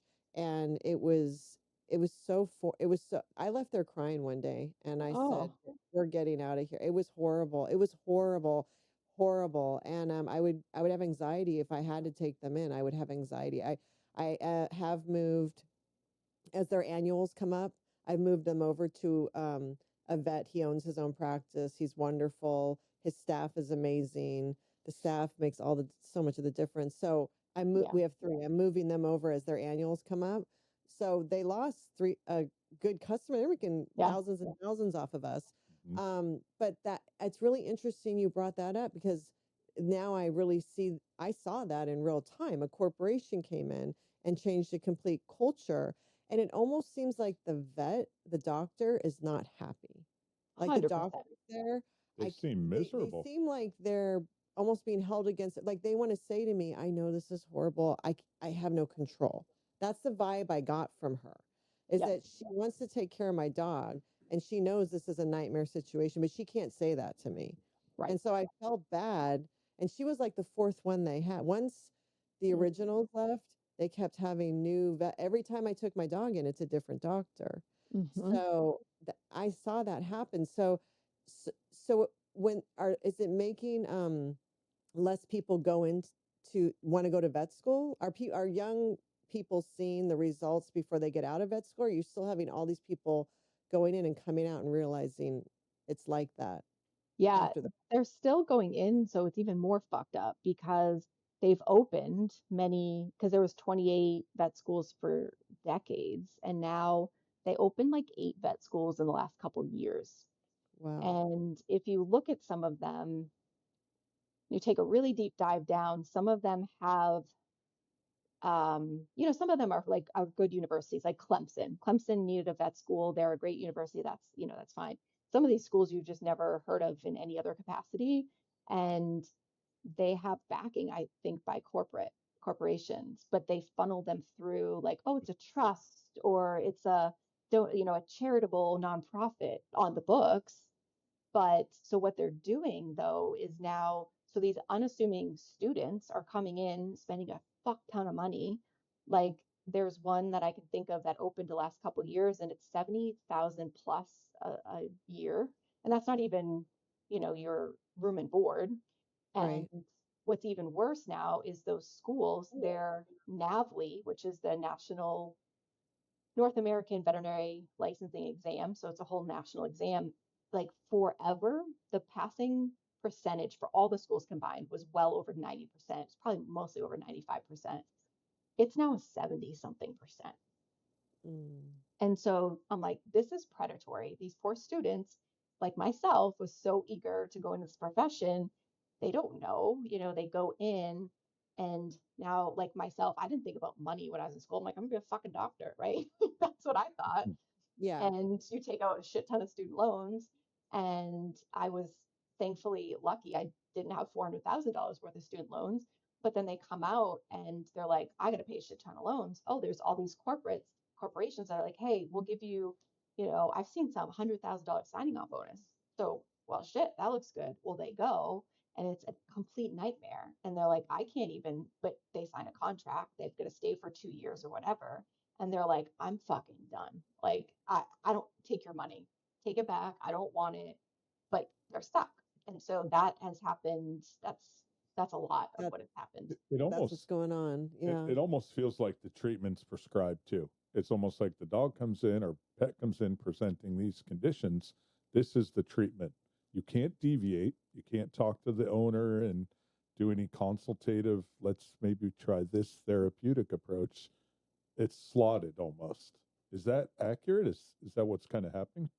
think in some ways it is. I think there are some corporations that try to have a little leeway, but truthfully, a lot of them are just looking at the bottom line. And what's challenging is like most of the time, not always, but most of the time, if you're practicing good medicine, you're going to be lucrative because you're not just recommending to recommend, you're recommending a certain level, a standard of care, right? And I always do that, and like the owner can make the decision, right? That's not me. I'll give you, that's what I would want. Like what do you think is best for my pet? And then I can decide from there. But yes, that's kind of gone by the wayside, and you get some of corporate that's like, well, you got to reach your numbers and you've got to hit this number for your monthly goal. And oh, by the way, the only fucking way you're going to do that is to see 30 pets in a day Yeah. and pack them and stack them, Yeah. So yeah, it's awful. And it's crazy because almost every person that brings their animal in, even if it's for an annual, is emotional about that pet. Yeah. So you're to be a successful vet, I would assume it's also a psychological game. You have to be able to connect with your patients. They need to feel that you love their dog, their cat, their whatever as much as they do for them to trust you with that animal. But now if you're in a situation where it's like, come on, just keep it going, keep it what is that? Like the Conveyor belt, Conveyor belt. belt. like the conveyor belt, just Yeah. then you lose that connection and then that's bad business because people feel that. Like if I don't Oh feel like yeah. you love my dog, if I don't feel that you're gonna, then I'm not coming back. And that's why I left because Yeah. I lost the connection. And my new vet, I feel like they may not love I my feel dog. like that. They make me feel like I love Yeah. my dog. They love That's my all dog. that matters. Yeah. Yeah, they caught on immediately my nickname for her and started calling her that within 5 seconds. That's And I'm cute. like, okay. So they pay attention, right? Because it is Right. psychological, Yep. because I'm going to be spending money here, but you need to make me feel okay about that. And so it's killing that connection with your patients and your fur patients, but also your human patients. So I'm sure they're feeling that too, because people will walk away. Yeah. And that's why I think, it's been so challenging for corporations to come in that maybe you do great at Starbucks and that's awesome, but you can't treat, there's so many changes that can happen in a day that like an appointment takes twice as long as it's supposed to, or this totally turned into a shitstorm of things and they don't care. They're just looking at how many pets did you see today? And it's like, well, to your point, if I just went in there, I was like, all right, what are we doing? We're doing some vaccine, it's like, but it boggles my mind to have so many people in the profession say that. And I get business. I 100% get that, but you won't have business. Like it's Hmm. continuity and continuing, like you might have to spend a little bit more upfront to make more long term and they don't give a fuck. They're not, that's not their focus. I wonder if they'll figure it out. I mean, because I assume the what's it called? Like the industry is, are they It'll seeing correct it? itself Yeah. at Is some it going to point. There'll correct be a itself? correction. There has to be because it is so horrendous. And Right. us leaving them, we can't be the only ones who left. No, So there I know we creates weren't. demand Yeah. elsewhere to the guy we moved to's probably slammed, And right? he's more Yeah. expensive, but I'm fine spending it because of how I feel when I'm there. I don't have anxiety there. Can you You know? imagine? Like you have anxiety. Someone's going to go and work a 12-hour shift there, Yeah. and like, Yeah. Yeah, yeah, the whole energy, it's just it actually it's such a trip that you just put this out there, because when I tell you, I would call him coming back being like just in a panic attack almost of how my experience, that's how bad it was. And so that's I can't awful. imagine being a vet, especially a young vet. You don't know Hmm. what you're getting into, and then like you said, then you realize and you're like, and and I'm sure you went through. We live in Boca, right? So there's a lot of elderly people here, and Hmm. I've seen them come in, and I know 85-year-old Ethel is going to talk to that vet for a good 30 minutes before they Yes. get anything about her little tiny dog that's this big. Yep. Before anything, and to your point, you need time in the day for those Yeah, but she'll appointments, drop 8 grand on and she will. little Right. fluffy. But they don't see that. Like they'll be like, okay, that's great, but somehow make that appointment 15 minutes. Yeah. And And it's, Ethel's not going to like that. Ethel's gonna give you a bad Yelp review or something. Exactly. Okay, so when you graduated and you went back to this the doctor who offered you the mentorship and the position, and that was here in Florida. Yeah. Yep. And how long did you work there? Were you there with him? So I was there for a decade. I was there for 10 years. And so obviously he's, privately owned. And it was getting to be like probably 8 years in, and I was getting really burnt out because it was just him, and then it was myself, and then we ended up adding two, but we really needed three more doctors. Like we just exploded with growth, thankfully. Yeah, But like this is like such a classic story for so many hospitals. At that point, there just wasn't that many people looking for jobs. Like there was more job openings than there were vets. And so mm, you just go to work and you kind of still like, all right, pull up your fucking boots today, put on your roller skates. We're gonna have a busy day. And for years, like I did that for years. And I was a medical director at that point too, and I got good at, like, all right, I'd have like a surgery day, like, all right, and they're like, okay, so we're full. Hey, Parks, can we add this one in? I'm like, all right, sure, yeah, yeah, it'll be fine. And like, oh, can we add this one in? Like, you become that yeah, doctor, which my yeah, my yeah. boss was that too. Um, but you're the more experienced one at that point, and so I remember I would go home and be like, all right, so tomorrow's I just gotta get through the day. Like I'm just gonna wake up, have some coffee and just hit the ground running, barely peed or drank water. Or God, definitely didn't sit down and eat anything. And then you get to like close and you're like, all right, well, I did it. And you just do it every day. And it's not healthy, but in my mind, because of probably from my parents, like you just suck it up, right? Like that's the Gen X too. Like That's the Gen X too. Yes, you don't fucking complain. You suck it up.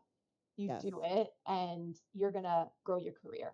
And this is what's gonna have you climb the ladder. So it wasn't. I didn't even have a thought that this could have been bad. And I finally got to a point that I was like, I fucking can't do this anymore. And I went to my boss. Well, actually, I applied for a job that was down in St. Petersburg, Florida here. And I got the job. It was a medical director, and it was actually for a corporation. And I my gut was like, fuck no, do not do this job. It's the same thing that you're doing, but it's even bigger clusterfuck because I walked into the hospital and I'm like, first of all, the hospital smells. I'm done. Like, I don't, you, this isn't going to work. And then I'm just looking at everything and I'm like, you guys have a shit show here and you're just trying to throw someone into the mix to be a medical director to fix the shitstorm that's going on.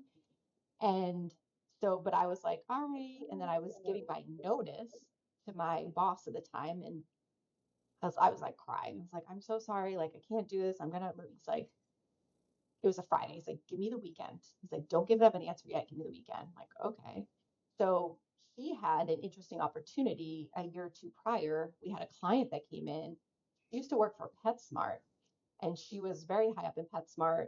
She left, and then she had a non-compete, which she waited, and then she moved to Florida. And she's like, I want to open up this veterinary hospital, boarding, grooming, but like bougie, like very upscale. And she's like, I love the way that you guys run this practice and I want you to recreate this for us. So my boss went in on that. So he kind of got pulled away from his practice.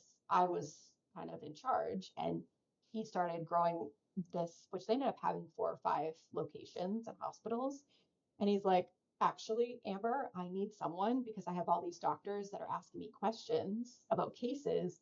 I don't have time to answer their questions. And now I'm trying to do like the back end stuff of the business for both businesses. He's like, I really need you. Would you come on board and mentor? I'm like, fuck yeah, like that sounds like the perfect, that's what I want. I was Yeah. getting really burnt out by going into 20 exam rooms a day and having the same conversation. So I came on board, but same thing. We had a lot of spots with jobs that people as veterinarians would fill and then they would move or leave or whatever. So we had, a need at usually at one of the locations. Like I would go into the corporate office to have a meeting with my boss. Like I thought it was great, right? Like I wasn't seeing appointments. I could wear regular clothes. And he'd be like, hey, can you go to this other location and see appointments? The doctor called out, or we don't. So I was like, okay. And I'm a very type A, like everything has to be kind of organized. So when I walk in, I don't know what I'm getting thrown to. Like that was stressful. So it got to the point that I did that enough that I was like, okay, I'm actually doing more of the filling in than I am of the job I was really hired for. But I understand. But that was actually, it was corporate. It was starting to become corporate. They were having many different locations. And I just saw the shit show that that was too, of like, talk about passing the buck. Like, does anyone have the answer here at all? We just keep emailing each other and it just goes in a circle. This is fun. Yeah. So I was like, you know what? There's in the veterinary world, we call it relief work or locum work, where you go off and you're basically your own business and you fill in at other hospitals that need you. And there was a huge Mhm. need at that point, but you're like, I'm a 1099. I work for myself. So I have to provide all my own insurance, health insurance, liability. There was all of that makes people really nervous. But good old dad, he owned his own business for 20 years. So he was like so excited. He's like, yeah, do it. Like, I'll help you.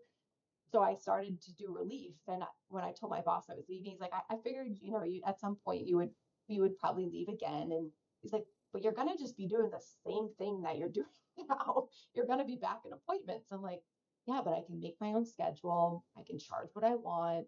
If I don't like the hospital or the people there, I don't go back. Like it was perfect. So I was Yeah. really burnt out, but that looked like a good solution. So I did that for 6 years and I did general practice, urgent care, and ER. And kind of, I really went actually full ER for several years. And I only worked at a handful of corporate urgent cares, but it was that exact thing that you described is like, you imagine trying to form a connection. It's an emergency. Their pet's sick. They don't fucking know you from a hole in the wall. And now I want you to spend money because I'm making recommendations. You don't know me. Like it was, I'm writing a book actually. I haven't told anyone, but it's a slow process. But Yeah. some of these stories, like my family would just be like, what do you got? Like any good stories lately? Because there's the craziest shit would happen, and people say the craziest things to you. So I really like it rejuvenated my love of the profession until like a couple years ago. I was like, starting to feel the same way again. Like I mean, I was making 60% more than I made. Like it was a lot more. And I would take off weeks at a time because I could.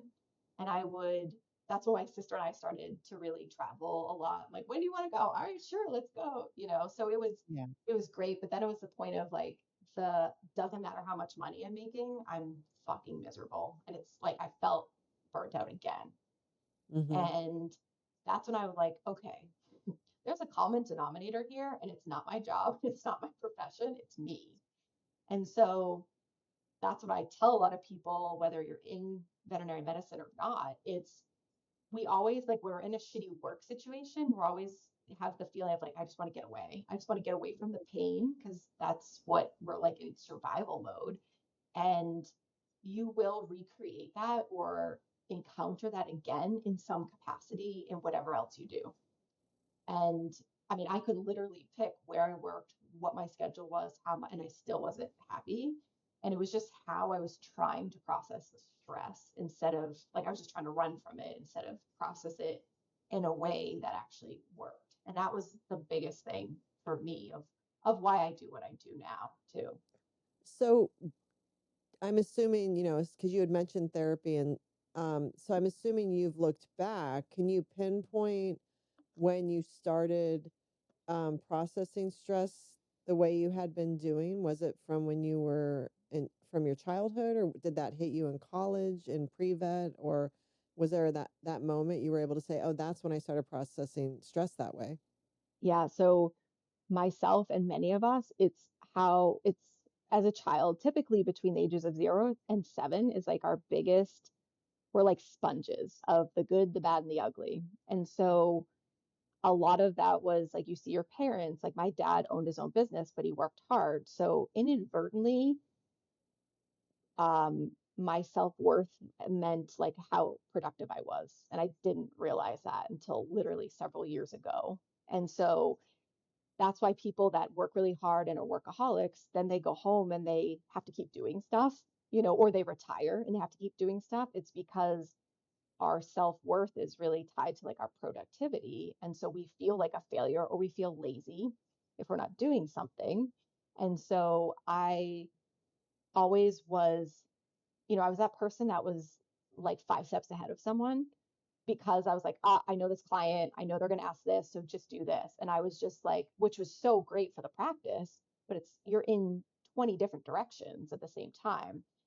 So I didn't really realize that. And then what happens is like, okay, so I'm a high achiever. Literally didn't know that until a couple years ago too, which most people that are high achievers are like, I thought everyone was like this. We're just, everything's hard. We just work hard.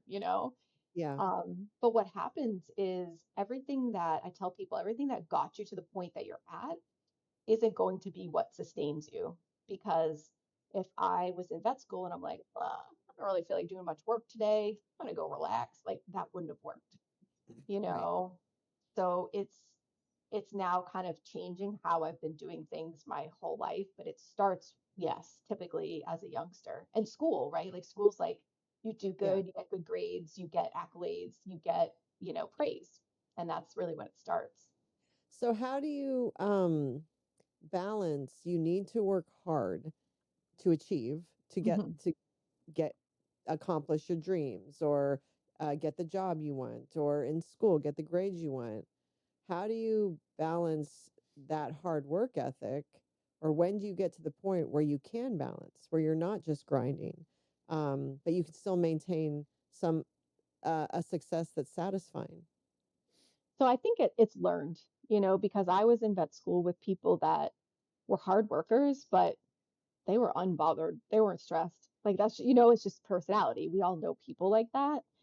And so, not that you have to change your personality, but that's where that changing of processing the stress comes from. And so, you hear like the masculine and feminine energies of like doing things. So, that's kind of a buzzword now, but it's very true because that hustle is that masculine. And we all know what that is. And we've also been very programmed to believe that we have to do that in order to succeed. And so kind of getting, honestly, your nervous system like calmed down enough to know that it's not going to hit the fan, the world's not going to end if I take a step back a little bit. So it's a process. It's giving yourself permission to take a step back, because I know, and I think a lot of Gen Xers can relate to this. And I know for myself, and I think I still am this way, even though I've tried hard not to be, but I feel like I need to earn my rest. So 100%. Yep. I need to earn if I'm like I remember I'd see like, you watch shows or whatever, and the mom's sitting reading a magazine, drinking a cup of coffee. I've never done that in my whole life, because I never felt I earned to get to that point. There was always something else I can do. There's always something else I could clean. There's always something else the kids need. There's always some errand to run. And then once I get all that stuff done, maybe I'll sit down and look through the magazine. There's not a day I ever got to that. And I'm Yeah. 54 years old, and I've been married for 31 years. And I have never had that day, because I never felt I earned that. Does that make sense? 100%. And you are like many people, because we're always moving the goalpost. Like Yes. just when we Yes. get close, we're like, so what happens with that is like, we're not, you hear it a lot, but like, we're not enjoying the process to get there. We're always trying to get, because honestly, this is a rabbit hole you can go down, but who does that benefit? When like our parents and Gen Xers, we were of the mindset of you fucking work hard, you have hard work ethic, and that's you get a career and that's how you grow it. Well, who the fuck does that benefit in the long run? The companies you work for, or the corporations, or if you own your own company, excellent, but you're still burning the candle at both ends. And Yeah. so nowhere was that going to be like, oh, take a rest and take a break. Like that wasn't going to benefit, in theory, other people. And that's why, because it's like our parents and then our siblings, like it's been ingrained. So I always tell people, like, it's not your fault. This is because now we see younger generations, and I went through a period of this where I was like, you're fucking lazy. Get this fucking shit up. Like, just let's go. And Yeah. I was like that when I was in practice, and I've totally changed 180 of like, guys, we're just sitting on a fucking rock flying through space. Like, it's not the end of the world. Like, like shit hits the fan.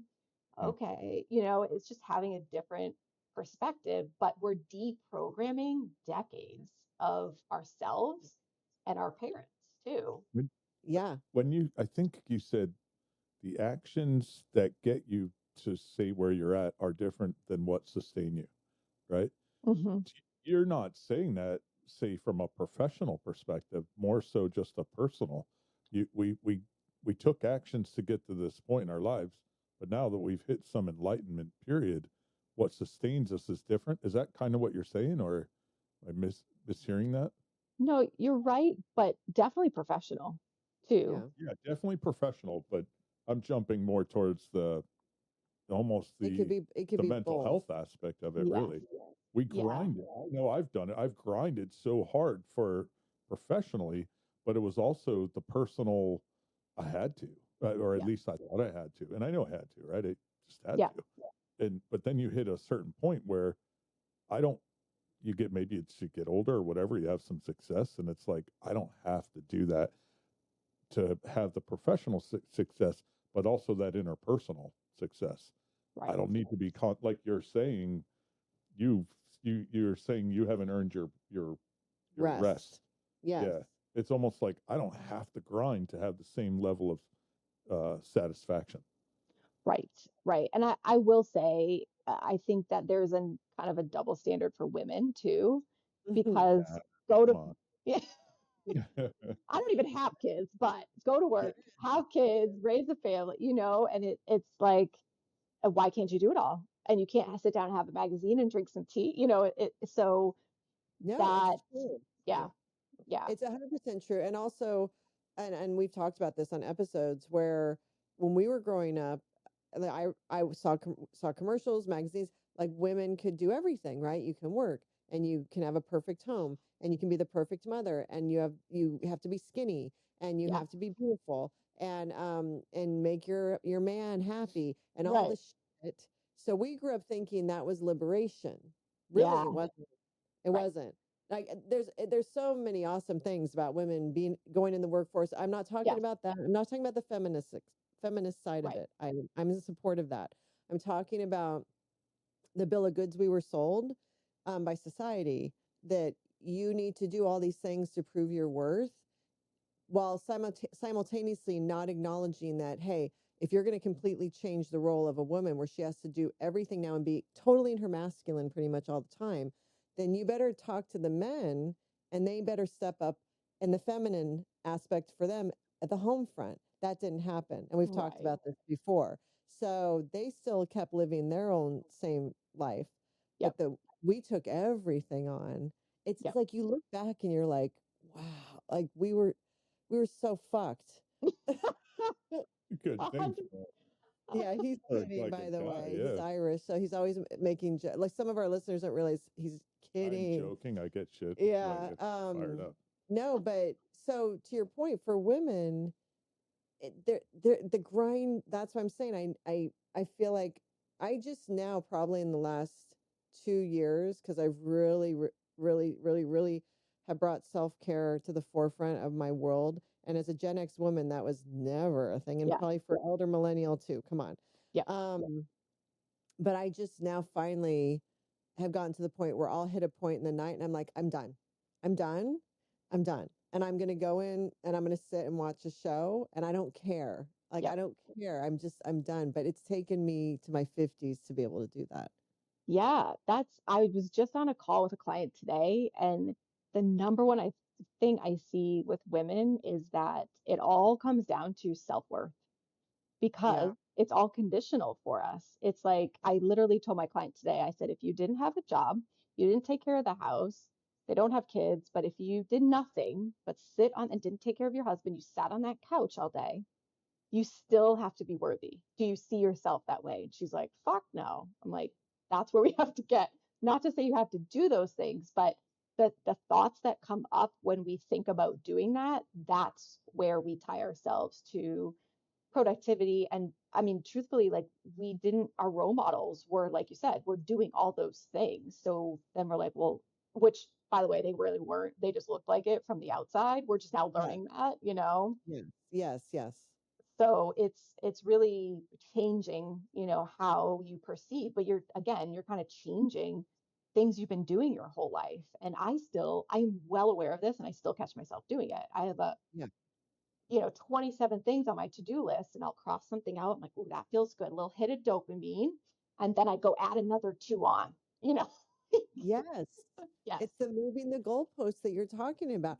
But what I find so fascinating is men can sit on the couch at any time and have no thought about it. Like, Mhm. Why is that though? I Because don't I know. can. I Uh, know. I think can. I some have of no that is choice. like, yeah, I think it's a lot of that. There's some part of that that's psychology too. Like, we're just wired different.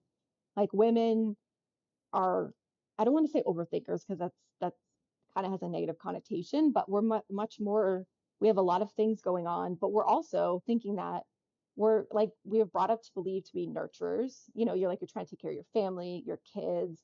Are they okay? Do they need this? Like, we always put ourselves last, and that Yeah. feels so uncomfortable. But we also were kind of told that, don't be selfish, be a team player, and it's like, so we do feel like I'm being a fucking lazy ass if I'm going to sit down and watch a movie, you And know? our worst enemies are other women. I know. I know. I think it's changing, but at least for for Gen X women, we're not raised to support each other. We were raised to compete with each other. Yep. Whereas like Gen Z women, their girlhood is strong. I say this all the time. I'm not saying there isn't catty moments. Sure. Everyone's human, but in general, they're very supportive of each other. They're very much, oh my gosh, you look beautiful, and they're very much about okay, not doing. Like they call it rotting. They're like, Yeah. I'm Yeah. rotting today, and they just lay on the couch or they lay in bed Yeah. and they're fine with it, and it's awesome. I I love it. know. And that's where, like I said, years ago, I was like, this is bullshit. These people are lazy as fuck. But now I'm like, we're getting baby boomers, Gen Xers are kind of moving out of the workforce. And so honestly, it is going to change, because that's all there is, but I'm like, how fucking refreshing is that? You know, like, Yeah. I call them lazy, okay, but they're also not going to kill themselves over working hard and have health issues and, go through that whole thing where they're here to, they're they're working to live, not living to work, you Yes. know, and They that's they know. admirable. Yeah, it's like they already know. Listen, if something happens to me, they're going to replace me with someone else the next day. They already know that. Whereas I think our generation was like, no, we matter to the company. When really you matter as far as a worker bee, but if you're not there the next day, they'll get another worker bee. And I think the younger generation caught on to that really fast. But millennials are the ones who introduced work-life balance. They started it all. And I've said Yeah. that before. And Gen Z is running with it, but the millennials, and they got so much shit, Yep. so much shit for even bringing up stuff like they fought for that. I almost feel like they work a little smarter. They work hard, but there's work a little smarter as well, and are willing to achieve work-life balance more so than people my age and older. Yeah. Like we almost It's a need the conscious grind. We're choice. addicted to we don't know it's successful unless you grind. If you didn't grind to get there, was it a success? You Yeah. know? And that's where you don't like, there's with the coaching that I do, there's a whole kind of concept that is you can work less and make more, and you don't like it. And that's not just like theory. There's a lot of people that are doing that. And I think that, thinking back, we also, Gen X and baby boomers, we worked at a company for 20 or 30 years and we got a pension at the end. Like that doesn't happen, So you kind of like, why am I going to be loyal to you if I'm not getting shit here? I'll get paid 15 grand more at the next job. I'm going to just, that's more acceptable now is how you move your way up the ladder is to job hop instead of Yes. staying at a company. Yeah. Well, there's a lot more ways of Yes. making money now too, like True. crypto or online trading. It's very interesting. I listened to a podcast last night that were talking about that, how millennials are like the boomers and older. We weren't as focused on our finances and money and how to make money and all the alternative or multiple streams of income. Whereas millennials are programmed that way from the start, right off the rip, right? And And Gen Z. and Gen Z. So they're they're not into the I'm going to work at this company forever and get my pension because I'm going to sell cryptos over here. I'm going to hustle eBay over here. Whatever it is, those multiple Right. streams of income. So it's very interesting. It changes the psychology of it is the reprogramming. Yeah. And I think what you're touching on though too a lot of is there's programming, but it's at a very cultural level, right? Yes. If one of your clients, if you don't have self-worth just chilling on the couch, that's a cultural programming. It's the TVs, it's their parents, their grandparents, the Society. neighbors, society. It's the whole thing. Yeah. Yeah. Yeah. I mean, like, and you see any movie, yeah, all of that supports it. All the movies, the TV shows that we watch, all the, Bombardment. yeah. And I Yeah. think too, for like millennials, we had to get a little more creative because those pensions weren't guaranteed either. Like we were getting through that transition of like, shit, you're not guaranteed anything. So you better start being creative with what you're doing financially and, a diversifying type of thing. Yeah. Have you found working with your clients that I don't know what ages you work with, but I feel like our age is more prone to imposter syndrome than the younger generation. Like almost, and I wonder if that's tied to did you grind enough? Did you grind hard enough to earn that? Or did you prove yourself enough to earn that? And I don't know if the younger generation goes through that as much. Have you done any work with imposter syndrome or experienced it yourself? Yes and yes. um, I see it, I will say more in women, but I see doctors that graduate, they're, 26, 28 years old and raging imposter syndrome. And I see older people as well. So funny story, I had imposter syndrome. So I'm working at this hospital. I'm a medical director. I'm like, who the fuck gave me this job? Like how did I get here? I don't, like you always look at it someone else. Like, then that's where the imposter syndrome comes from because from the outside we see that this other person is better and they know more and they should be in this position for the most part. So I always had this want of becoming board certified in another. So when you pass your national boards, technically you're board certified. You can practice in the US. But there is a boarded specialty where you don't get specialized like in dermatology or cardiology. It's you get specialized in a species. So I always was interested in this because you can do it while you're working and you use cases that you see, but you have to be in practice for 7 years before you do it. So after I left that practice after 10 years, I was like, oh, I'll have more time now. Let's do it. And then actually COVID hit. I'm like, okay, this is a sign. I probably really have the time to do it now. So it took me an extra 3 years, but I became board certified. I had to write a bunch of papers and then sit for a fun 8-hour test. And I remember being like, cool, I got like 5 extra letters after my name. And I remember walking into work after I found out that I passed, and I was like, oh, fuck, I don't feel any smarter. I still feel like an imposter. So I see a lot where people are like imposter syndrome comes from not knowing enough. And you have to learn more and you have to take more tests and I see a lot of people in my profession that are older being like, you just have to get experience. It'll get better. I'm like, fucking no, it won't. I'm in practice for 15 years and I still feel like an imposter. It's confidence. It comes down to self-trust and knowing that if you don't know, either you'll figure it out or if shit hits the fan, you're still okay. Kind of goes back to that self-worth because even if something goes sideways, you're still a worthy person as you are a human on the planet. And that's really what it comes down to. Sure, experience absolutely helps with those things, but that was like a slap in the face for me of like, okay, stop going to school, stop trying to get all these certificates because that's not where it comes from. That's very surface level. And so I do see it of all ages, really. It's an internal thing. It's Yeah, that belief in yourself, the confidence yourself, the self-esteem, and trusting yourself, but also understanding nothing has to be perfect. And if something, like you said, goes sideways, it doesn't mean you're not worthy of holding that position. That's just life. right, right. And that's where, especially like in veterinary medicine, like, yes, there's a small margin of error, right? Like everything is supposed to be perfect. But Yeah. I tell people, I'm like, we don't like no everyone's human, so no one's perfect. So we're literally setting ourselves up for failure because things will go wrong. And so what do we do with that? And that's where I tell people like the burnout aspect comes from these root patterns, and it's usually perfectionism.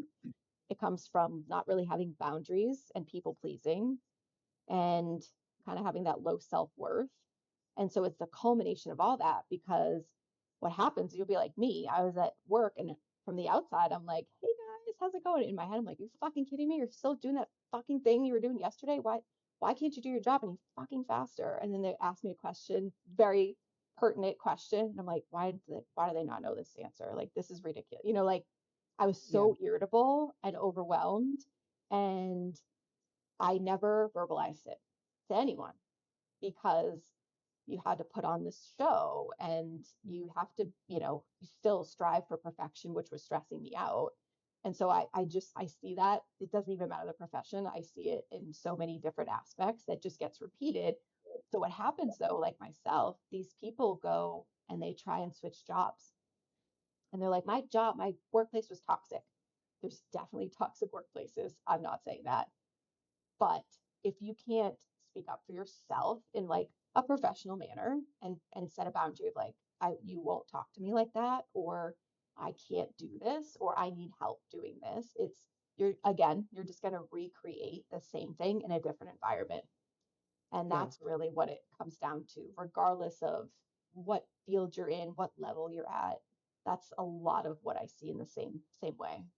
What got you to that point? Was it the fact that you're ready to switch again and you're like, well, if I switch, it's not going to solve what's kind of nagging me, right? So was there an epiphany at some point, or there had to Yeah, have there been? was, yeah, there was, so I did therapy on and off even before I was a vet, but then for about 7 years while I was going through all of this. And truthfully, my therapist was great, but I didn't know I was burnt out and I was still working with her for like 5 years.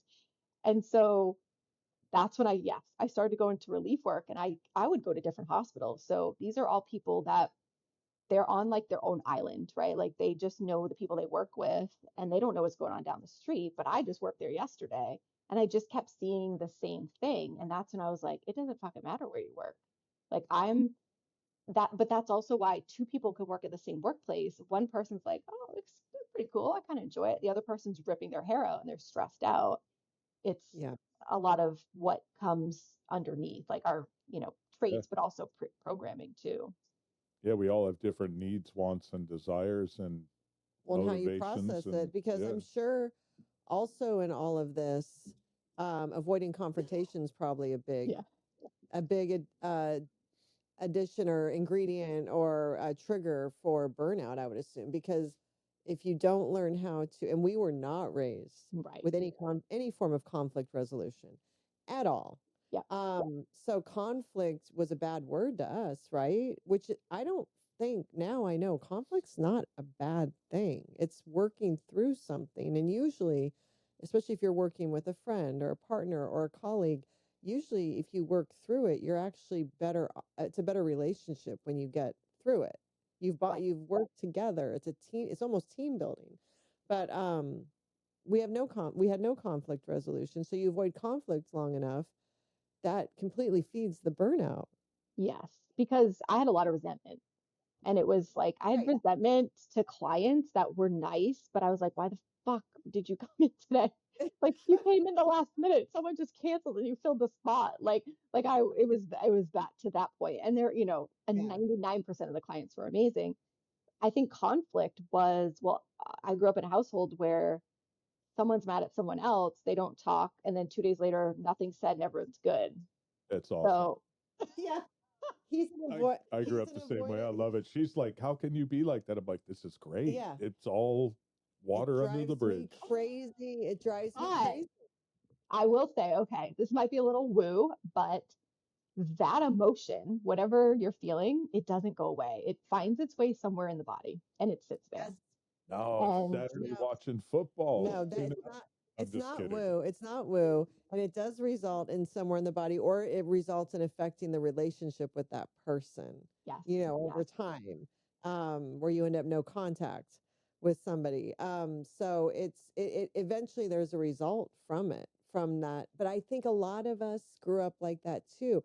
yeah, I actually grew up with a lot of communication because my mom was a big communicator. She was a single mom. A lot of it was just her and me. So her hmm, and I did grow up talking a lot. But I think in general, a lot of Gen Xers and older millennials did grow up in those houses where parents were more afraid to have an argument in front of their kids. They thought that was going to distress them, or have not even an argument. It could be just they disagree on something. Let's right. do it behind closed doors. We got to keep everything looking good. And we've worked hard. Now we've gone overboard at times. We definitely had a few years where we fought too much because think life was just so stressful. But in general, where we will have the little tit for tat in front of the kids and then have the resolution in front of the kids. Because I Perfect. wanted my daughter to know she has every right to speak up. And I Yes, wanted my sons to know their wives have every right to speak up yes, and that it can all get resolved. So we never hid anything. Now again, there were fights we probably should have hid, yeah, where we went too far. And I yeah, know we know those years we talk yeah, about as a family. Those were not good years. It was a lot.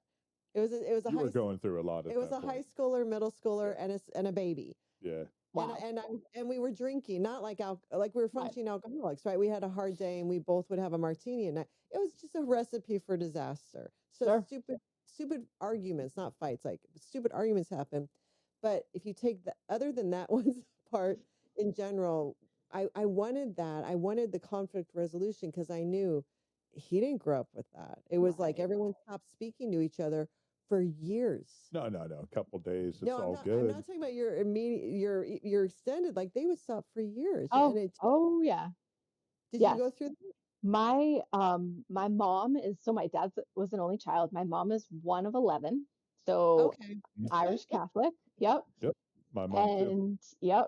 And so there were years, there was probably close to a decade that some of the siblings didn't talk to each other. And Yep. what is interesting now is my grandmother's still alive. She's 102. She just had her Oh, wow. second one birthday. who the preemie No, the one? other one. No, the other one. My mom's. Our mom's. So she's. I think she probably would not want to be here at this point. You know, like she's just like Yeah. I'm over it type of thing. But it's brought everyone together, and Yeah. so it's funny. My sister and I talk now, like watching that dynamic, because I'm like, actually, right now, my parents are in Nashville. They drove their RV down. They're in their 70s. They travel like they're 20. Awesome. And yeah. And my mom's like, oh, Aunt so and so's coming down to stay for a week. I'm like, with you in the RV? Like, you guys didn't talk 2 years ago. Yeah, yeah, Like, it's, that's but now funny. it's like same thing, water under the bridge. No Yeah, one talks about it. It's so fucked up. I feel crazy. Like I'll be sitting here like, what? it was the best. I No. growing up, my mom had what 7 sisters and a brother, Yeah, there so were 9 they of would them. be every night. It was on the phone talking to one of the other aunts. They'd hang up, Oh, and then they'd call my yes. other aunt, and then they'd be complaining about the one they just that whole thing. And then there's the other one who's crazy. We're not talking to her because of the Yep. way she looked at us at the last barbecue, that kind of shit. And I then think it's awesome. and then if they get mad, they just don't talk for like 3 years. And then when Yep. they see each other again, everything's normal. Now, so when I entered the family, I was just like, because I'm from Oregon, West Coast, right? I'm in Jersey Hairy now. armpits and everything. No, no, no. But I mean, I came from a situation where we talked about Yeah. things. Right. And so it was just, it's still, I scratch my head still because I'm one of those like, no, I want to resolve it. Let's resolve it. Yeah. But Yeah. it's interesting. So I wonder, two-part question, but what I've noticed in the workplace now, we talk more, right? So it's not Sure. conflict. It's we're being direct and transparent, right? That's the new conflict resolution. Are you still, it sounds like you're doing more coaching and less in that corporate environment, right? So are you, if you're in that corporate, have you noticed that it's let's talk direct and be transparent? So I couldn't do corporate anymore. I was working for myself, and I actually stopped going to corporate hospitals, but I left clinical practice last December. So I've just been doing coaching, which is a whole nother identity shift because people think I've lost my mind, that I've like, you put in all this hard work. I'm like, yeah, but I can't do what I'm doing now without having what I had done. But to your point, I think a lot of that is verbiage that's used. Like I think there is some of that in corporate, but I also think let's make it shiny and polished and look nice from the outside. It's kind of like a lot of corporations, I won't say all, but many are like, we have self-care and we have work-life balance. It's like you Yeah. checked a box on, because it's different for everyone. Like what Yeah. I would enjoy and you enjoy might be two different things. So yes, there are some companies that do that, but I think like, oh, we are transparent and we do, like, they kind of make it Yeah. like a selling point in a way. How much of that is there? I'm sure there's some, but It's almost, we jokingly say it in certain situations, it's like, I'm going to be super nice to you as I completely fuck you over. And you're going to 100%. feel good about it. Yeah. But I think they have to do that. They have to adjust for the younger generations. Yeah. Right. They have to Right. have those buzzwords. Was there, so you left a year ago, almost a year. You're coming up Mhm. on your year anniversary. Yeah, so how was there a moment that made you finally go like this is enough? Like did you get sick from all this stress and burnout or was there a rock bottom with all this? Several. um, there was kind of like when I left, when I was working for my mentor after 10 years, and like I was actually working three jobs at the time. I was working at that main hospital.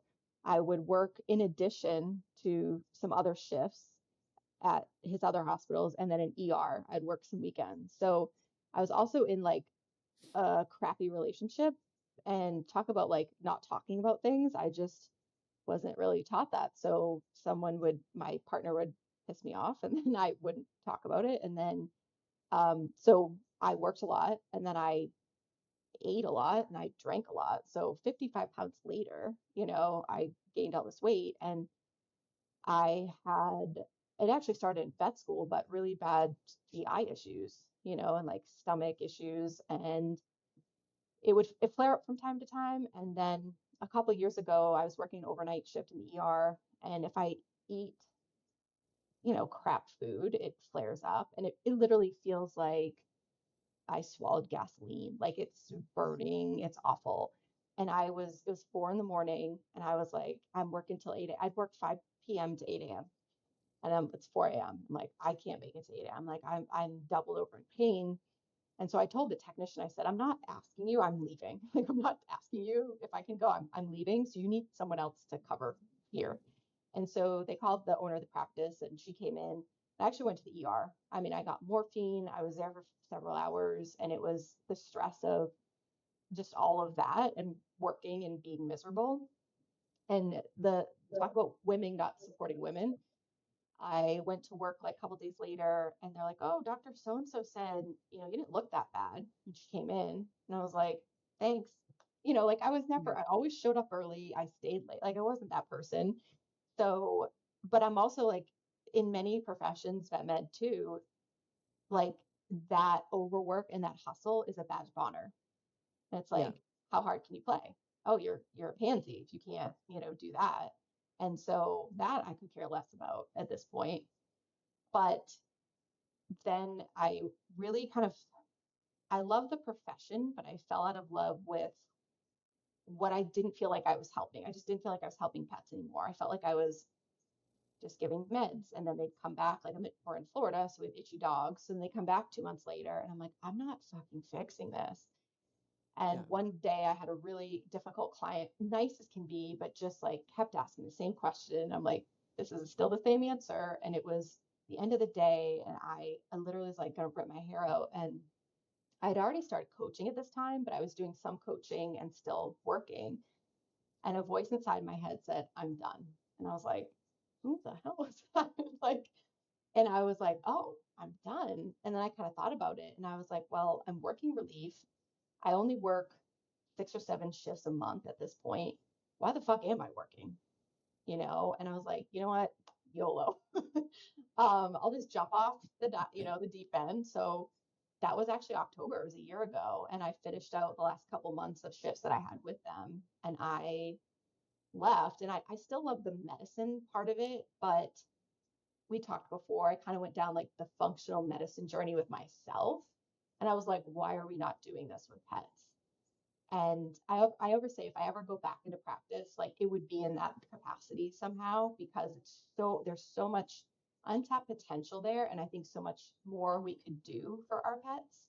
But Yeah. I talking with colleagues and just people that are burnt out, I'm like, I can help you. Like, let me help you. And that's really where my love shifted for that. So where did the coaching come from? Like, did you talk about, imposter syndrome and getting more certifications? Like, did you go get a certification for that so that you could say you know what I mean? Did you Yeah. go jump through some hoops to get to that? And what were the steps you took there? Yeah. So it was a couple years ago and I remember in August I had just back-to-back relief shifts at this corporate run urgent care, which we talked is just like, you're going to see Yeah. 20 appointments today, whether they're sick, really sick or not, like you just got to get it done.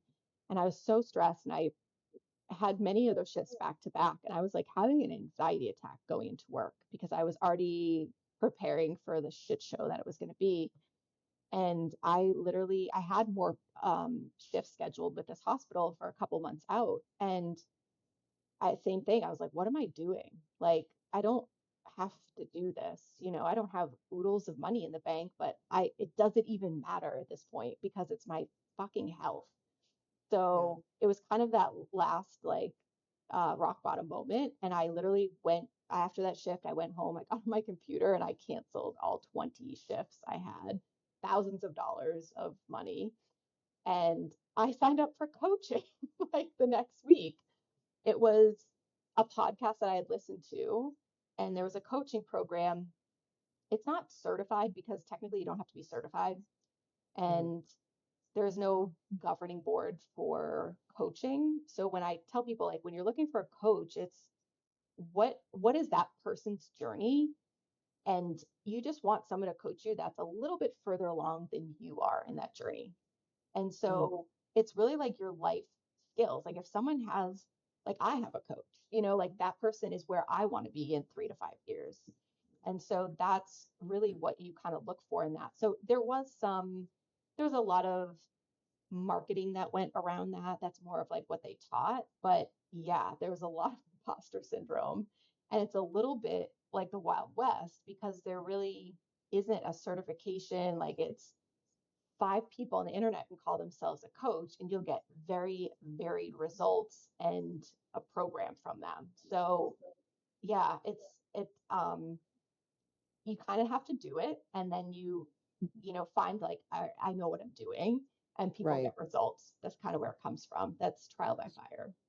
Well, Is go is your primary clientele then um, high achieving individuals, people? It is, but honestly, I would say a vast majority are women, which no offense, but most women, all women are high achievers. Like I totally it's just that mentality, right? Like you said, yeah, like I'm taking care of my husband and my kids and I'm going to do this and that. And so we inadvertently all become overachievers because that's how we kind of run our lives. So yeah, that's mostly my clientele. Yeah. we have a daughter, and I'm so impressed with her. And you're right. Women are high achievers because, she's 25 or she'll be 25, so she grew up in a different time. But there's still the same kind of bullshit going on. It's sure. more subtle. It's not as in your face. So when sh I just, I'm super impressed with her, and it's remarkable. And she does have a different. She has to be a slightly higher achiever, Yeah. sadly. Yeah, no, it's still built in So, and I agree with everything you said about our daughter, by the way. Um, for so sure. so you went through that process, and then how did you start getting clients? Did you already kind of have your eye on a few people that you were like, I know I can help these people, and you reached out to them, or what did you do? No, I started the coaching and then was like, all right, I have to coach some people. Yeah. There's a large veterinary conference in Orlando every year, like 30,000 veterinarians. And so I had a booth at like the convention hall, which was, I'm an introvert. That was like, I had to take like a week-long vacation after that. I was like, I don't I'm want to talk to sure. anyone. I don't want to see anyone. I'm so fucking tired. That thing's massive too. Yes. And Yeah. 30,000 people in that massive place, you have to be out there saying hi and, It just was shoot. like, I Yeah, was like sweaty, like it was, but it that's was hilarious. when I'm talking to people though, like I enjoy the conversation, but it's Mhm. you kind of try to be professional and everything. And so I got some clients through that, and then it's kind of referral, Yeah. word of mouth too. But yeah, that's a hard part is like but now I see people like I'm in a lot of Facebook groups and I see people saying stuff and I'll like, hey, I was where you're at. This is what I experienced. Like, I'm not trying to tell you what to do, but I just want to know, like, want you to know that there's a solution. Right. And most people are like, oh, tell me more. And then the other half, I think, just honestly, and I get it, I was there, but they just want to complain. Like they're in that place that Yeah. you're fucking miserable. You're you're in the victim mentality and you kind of just want to sit with it because getting out of that feels so hard. And I get it. I did it for And years. it's uncomfortable. It's uncomfortable to change. Sometimes the misery is it's a habit. You're comfortable there. You know what to expect and getting yourself out of it. And you have to be to that point to accept the help from anybody. So I just think, how old were you then last year when you started this like how old were you when you went to the convention and put I was yourself out? 41. That's amazing. I mean, because you had followed this path honestly, since graduating high school, your whole path was Right. vet medicine Right. Working your ass off. for over 20 years. And then to have the courage, well, first of all, just even recognize, okay, I'm not happy. Why am I not happy? Um, Identifying why you're not happy. Like you had to go through so much self reflection, self awareness, introspection, self diagnosis, all of that. And then to have the courage to say, okay, I'm going to leave this thing I've been doing for over 20 years and I'm successful at it. I'm too successful at it. I'm so successful at it that it's killing me, Right. you Yes. Yeah. know? and I have to get out of it because I'm too good at it.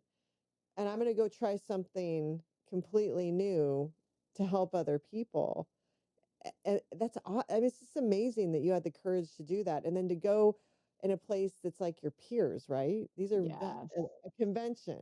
So Yeah. you're like saying, I'm doing this totally different thing. And you have to put that out there, Yeah. knowing that some of them are going to judge you.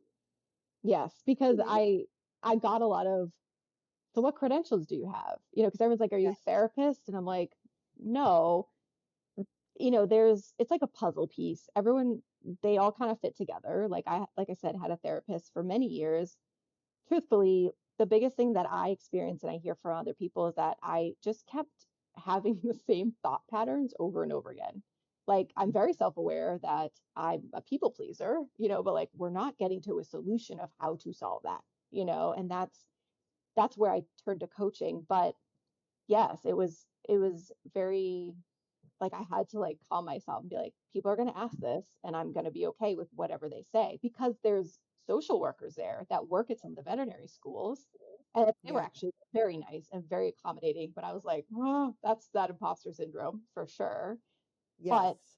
if anything, I just was like, I want to provide someone with the expansion to know that if this is something that you're interested in, not coaching, but just doing something different, that you can do it. Like we are so like, okay, a doctor, veterinarian, we're so used to what that is. That's very acceptable in our society.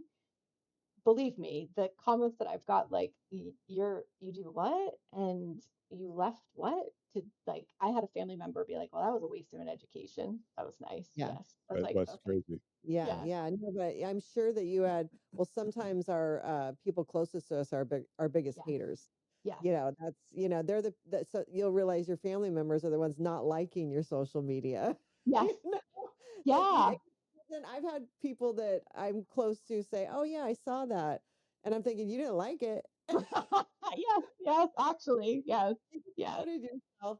But that's when, I mean, that's where I think intent is so important. I'm a big believer that if no, it doesn't really matter what the results are, if your intention is pure and authentic, and this is your path and this is your journey, and you know it in your soul and it feels right, then it's all going to work out because Yes. that's where you're supposed to be. And if you worry too much about what people think and the results before you even get there, that's the self-sabotage. And Yes. I think self-sabotage is a huge part of the Yes. burnout, right? Yeah, because to your point, I think that intention is huge because intention is, we're not trained that way, right? We're always focused on the end goal. And so you might have killed yourself in the process, but you got to the end goal instead of, hey, I maybe didn't get to where I wanted to, but I had a really great journey there and I learned a lot. Like that feels so different. And Yeah. intention is absolutely a huge aspect of that that I think isn't talked about. But self-sabotage, 100%. So what I sometimes work with clients is like the lady I had today. She is a really fabulous artist, but she's doing bookkeeping. And no shade to bookkeepers, but she's like, I had a really stressful job. I left it. I became a bookkeeper. And honestly, it's a job. Like I don't hate it. I don't love it, but it does what it's supposed to do. But her real love is passion and is art. And I said, okay, what is keeping you from doing that? And she's like, well, growing up, my dad's like, well, you can do it as a hobby. You're not going to make money at it. Or you are, she has like the starving artist, it's like comes to mind for her, or that's not really a career. So I'm like, okay, let's dive into that. So it came down to, again, the self-worth thing. And, to put herself out there and have the potential for rejection or humiliation, especially, if you're on social media, you will self-sabotage yourself every single time. And I Yeah. did it for myself a lot. But what happens is that's where we have to rewire our brain. And our subconscious brain, we don't realize this, is 95% of like our beliefs, our emotions, our thoughts. So the 5% that's conscious is like our logical thinking and analytical. And so we don't realize that if we go to do, like, say you're going to go make a speech in front of 5,000 people, you've never done that. Well, geez, that's going to be pretty nerve wracking.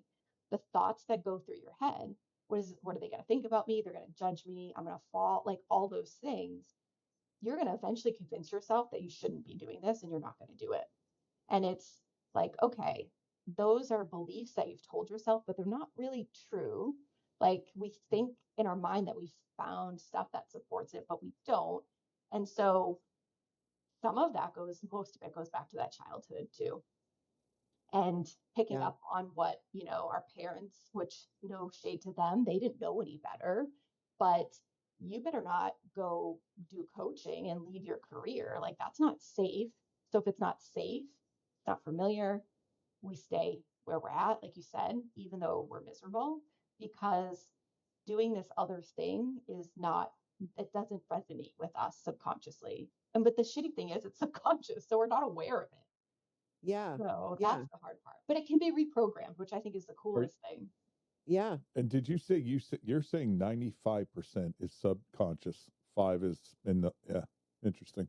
No, but Yeah, I agree. I it's totally agree. amazing because it's almost like our subconscious is the key to self-sabotage. If you 100%. if you reprogram your brain, you reprogram your subconscious, you remove self-sabotaging That from gets into some Freudian and Jungian it gets stuff. So it's Yeah. out of the picture. yeah, so there's many different ways to do it. I actually did go through a certification for this, but it was very specific, okay? But I did. But it um we were talking before how you have like a fight with someone, an emotion, but you don't deal with it and it just goes away. Well, what we do when we reprogram is we get back into when that first emotion, what's tied to whatever that belief is, came up. And sometimes it's in our childhood. Sometimes, if you believe in it, it's a past life, if that's something you believe in, or it's generational. Mhm. And we go back, and it's kind of trippy because you don't have to be on drugs or anything, but you get like kind of in a little bit of a meditative state. You're just relaxed. And we reprogram it like, what are you seeing? Explain it to me. What would you want to have experienced? And then we reprogram that. And then we anchor that in by doing not really affirmations. I'm not a big fan of those, but some, you hear neuroplasticity, right? Like we're making new neural pathways and we make them for the things that we want, not the negative self-sabotaging things. And Mhm. so that works crazily good. It's kind of, and that's why it's similar, I think, to EMDR, some people say that therapists will do, but I wasn't, like I said, I wasn't getting any like actual actionable tools and things to do from therapy. And so I kind of went down this rabbit hole. And I'm like, this just logically makes sense to me. The other part that I didn't know until recently, a few years ago, there's a lot of research on this. The generational trauma, we hear that term a lot. It's literally carried in our DNA. So people that have had past relatives like in wars and there's genocide and all that, that they never really personally knew, they were experiencing trauma from these people, not knowing what they really experienced. And it's that part of it. Like, so that's why sometimes it feels so strong. It's because it's probably not even yours. It's just carried. That's interesting. Isn't that crazy? And there's, It like I is said, there's wild, and I research. totally think that's accurate because if you go through that extreme trauma of a genocide or something like that, it absolutely modifies your DNA, your genome. But then when you reproduce, obviously it gets carried on. That's So interesting. it's in the cells, right? Yeah. Yeah. Becomes There's, cellular activity. Yeah, I'll tell you a book because my medical brain was like, show me the research, And it's called It Didn't Start With You, is the name of the book. And it's Mm. by Mark Wolynn, Wolynn. And that has not him specifically, but he talks a lot about the research that's out there. And I'm like, why are we not talking about this like in therapy? Like, Yeah. if we're not fixing that, we're just chasing our tail. I Yeah. felt, and I hear that from a lot of people too. And what it sounds like you're doing when you're taking people kind of back to whatever that pinpoint, that you're almost like you're they're healing it, but they're finding closure too. You're helping them find closure with the situation. And then what do you need to heal from this? Like almost like validation. Yes. Validate it. Validate how you're feeling because of this. Let's find closure. Let's heal from it. Does that make sense? Am I Yeah. understanding you correctly? Yeah, because a lot of what, if we go back to like this, and so I'll give you an example, like as a kid, if you raised your hand, you're in second grade, and the teacher calls on you and you get the answer wrong, and everyone laughs at you, Mhm. that little seemingly innocent situation, that's where like things like that start. And so you start to learn it's not comfortable, it's not safe to speak out, or you fear rejection. And then your brain is aware of that. So now every experience you have that you encounter, your brain is doing that through that lens of, well, I shouldn't do that because that's not safe. Well, you can see how limiting that can be. So we realize when we go back to that memory that like what we experience and feeling rejected or judged isn't really ours. Like it was just how we thought it was in the moment. So when we Right. kind of realize that, yeah, there's a lot of validation there. Like, oh yeah, yeah, that looks different than it did when it happened. And it totally ties to imposter syndrome Yes, because you have enough of those feelings, it creates that imposter syndrome. Like, who am I to go up and speak? right, But it could come all the way back from that moment that started that. Because then you have enough of those little moments right, that creates a foundation for that fear, that anxiety, that insecurity. And now you have the imposter syndrome. And so then, which stops you from trying anything new. It totally stops growth right, right. as a And it's, person. yeah, and that's why you can see, but though it lives in your subconscious. So if you don't Yes. know You that, don't you're just know. You going don't know. through life being like, I don't want to public speak. That looks awful. Well, Yeah. geez, it was probably like it's almost tied to like your survival in a way. Yeah. So yeah, it's like You know, it's, I've done it with a practitioner before because I've done it myself and I was like, wow, I'm not getting anywhere. She's like, you yourself can only go so far as like your ego will allow you. So Yeah. that's why having someone else ask those right questions to really get down to like, okay, what is the real root of this, and reprogramming the correct thing is And it can important. completely help you live your authentic life, your purpose. Yeah. Because it's very easy, as we already have talked about, to get stuck in the one path for you, vet medicine. Yep. Um, but you could easily have stayed there and that would have been your whole life experience, right? And so many But people do. so many people no, but do it, she and there's couldn't. She's programmed differently. Well, well, now no, I but am. she, she found that though. But what I'm saying Yeah. is like people, there are people who just follow the one path and are the imposter syndrome and all the other things stop them from taking a chance on maybe this other path that they are supposed to be doing, but they're not. And so then they're unhappy subconsciously, but they don't know why they're unhappy subconsciously, which could then lead to depression, anxiety, mental illness, all these other things. Yes. Y- Gaining weight, autoimmune disease, self-medicating. It's all tied together. Yeah, there was a study done, you could Google it, but it was women experience, I think it's like up to 10 times more autoimmune Yep. diseases. Yep. And they link it to like people pleasing. Like it is, Yep. so to go back to like the emotion doesn't leave your body, and it's interesting, it's women, like there's something to be said for that. I'll tell you something. I am just so impressed. I'm impressed with what you did. I really am. I think you're an inspiration, especially for women hitting midlife. What you did, I'm impressed by all women who are hitting midlife and taking these chances to really follow their authentic path because it's not easy. It requires a lot of courage. It requires so much just confidence that we were not given, right? Like Yeah. we we've tried, like I'll say for Brian and I think there's a lot of Gen Xers have tried to break the generational trauma and tried to be the people that we needed for our Right. children and are trying and try to raise children with confidence and self-esteem to a fault. Gen Right. Xer know we're helicopter parents. We know that. We know. but the pendulum had to go one way. Right. Yeah. Okay, we're going to find some balance. So we understand, we know what we did, but we do have some pretty kick-ass kids, right? Like a lot of our kids are very confident. They are showing up in the workplace and saying, no, I want this, and that's pissing Yeah. people off, but we gave them a voice, right? Yep. So, but for us, no one gave us that voice. None of this was given to us. We've Yeah. had to claim it.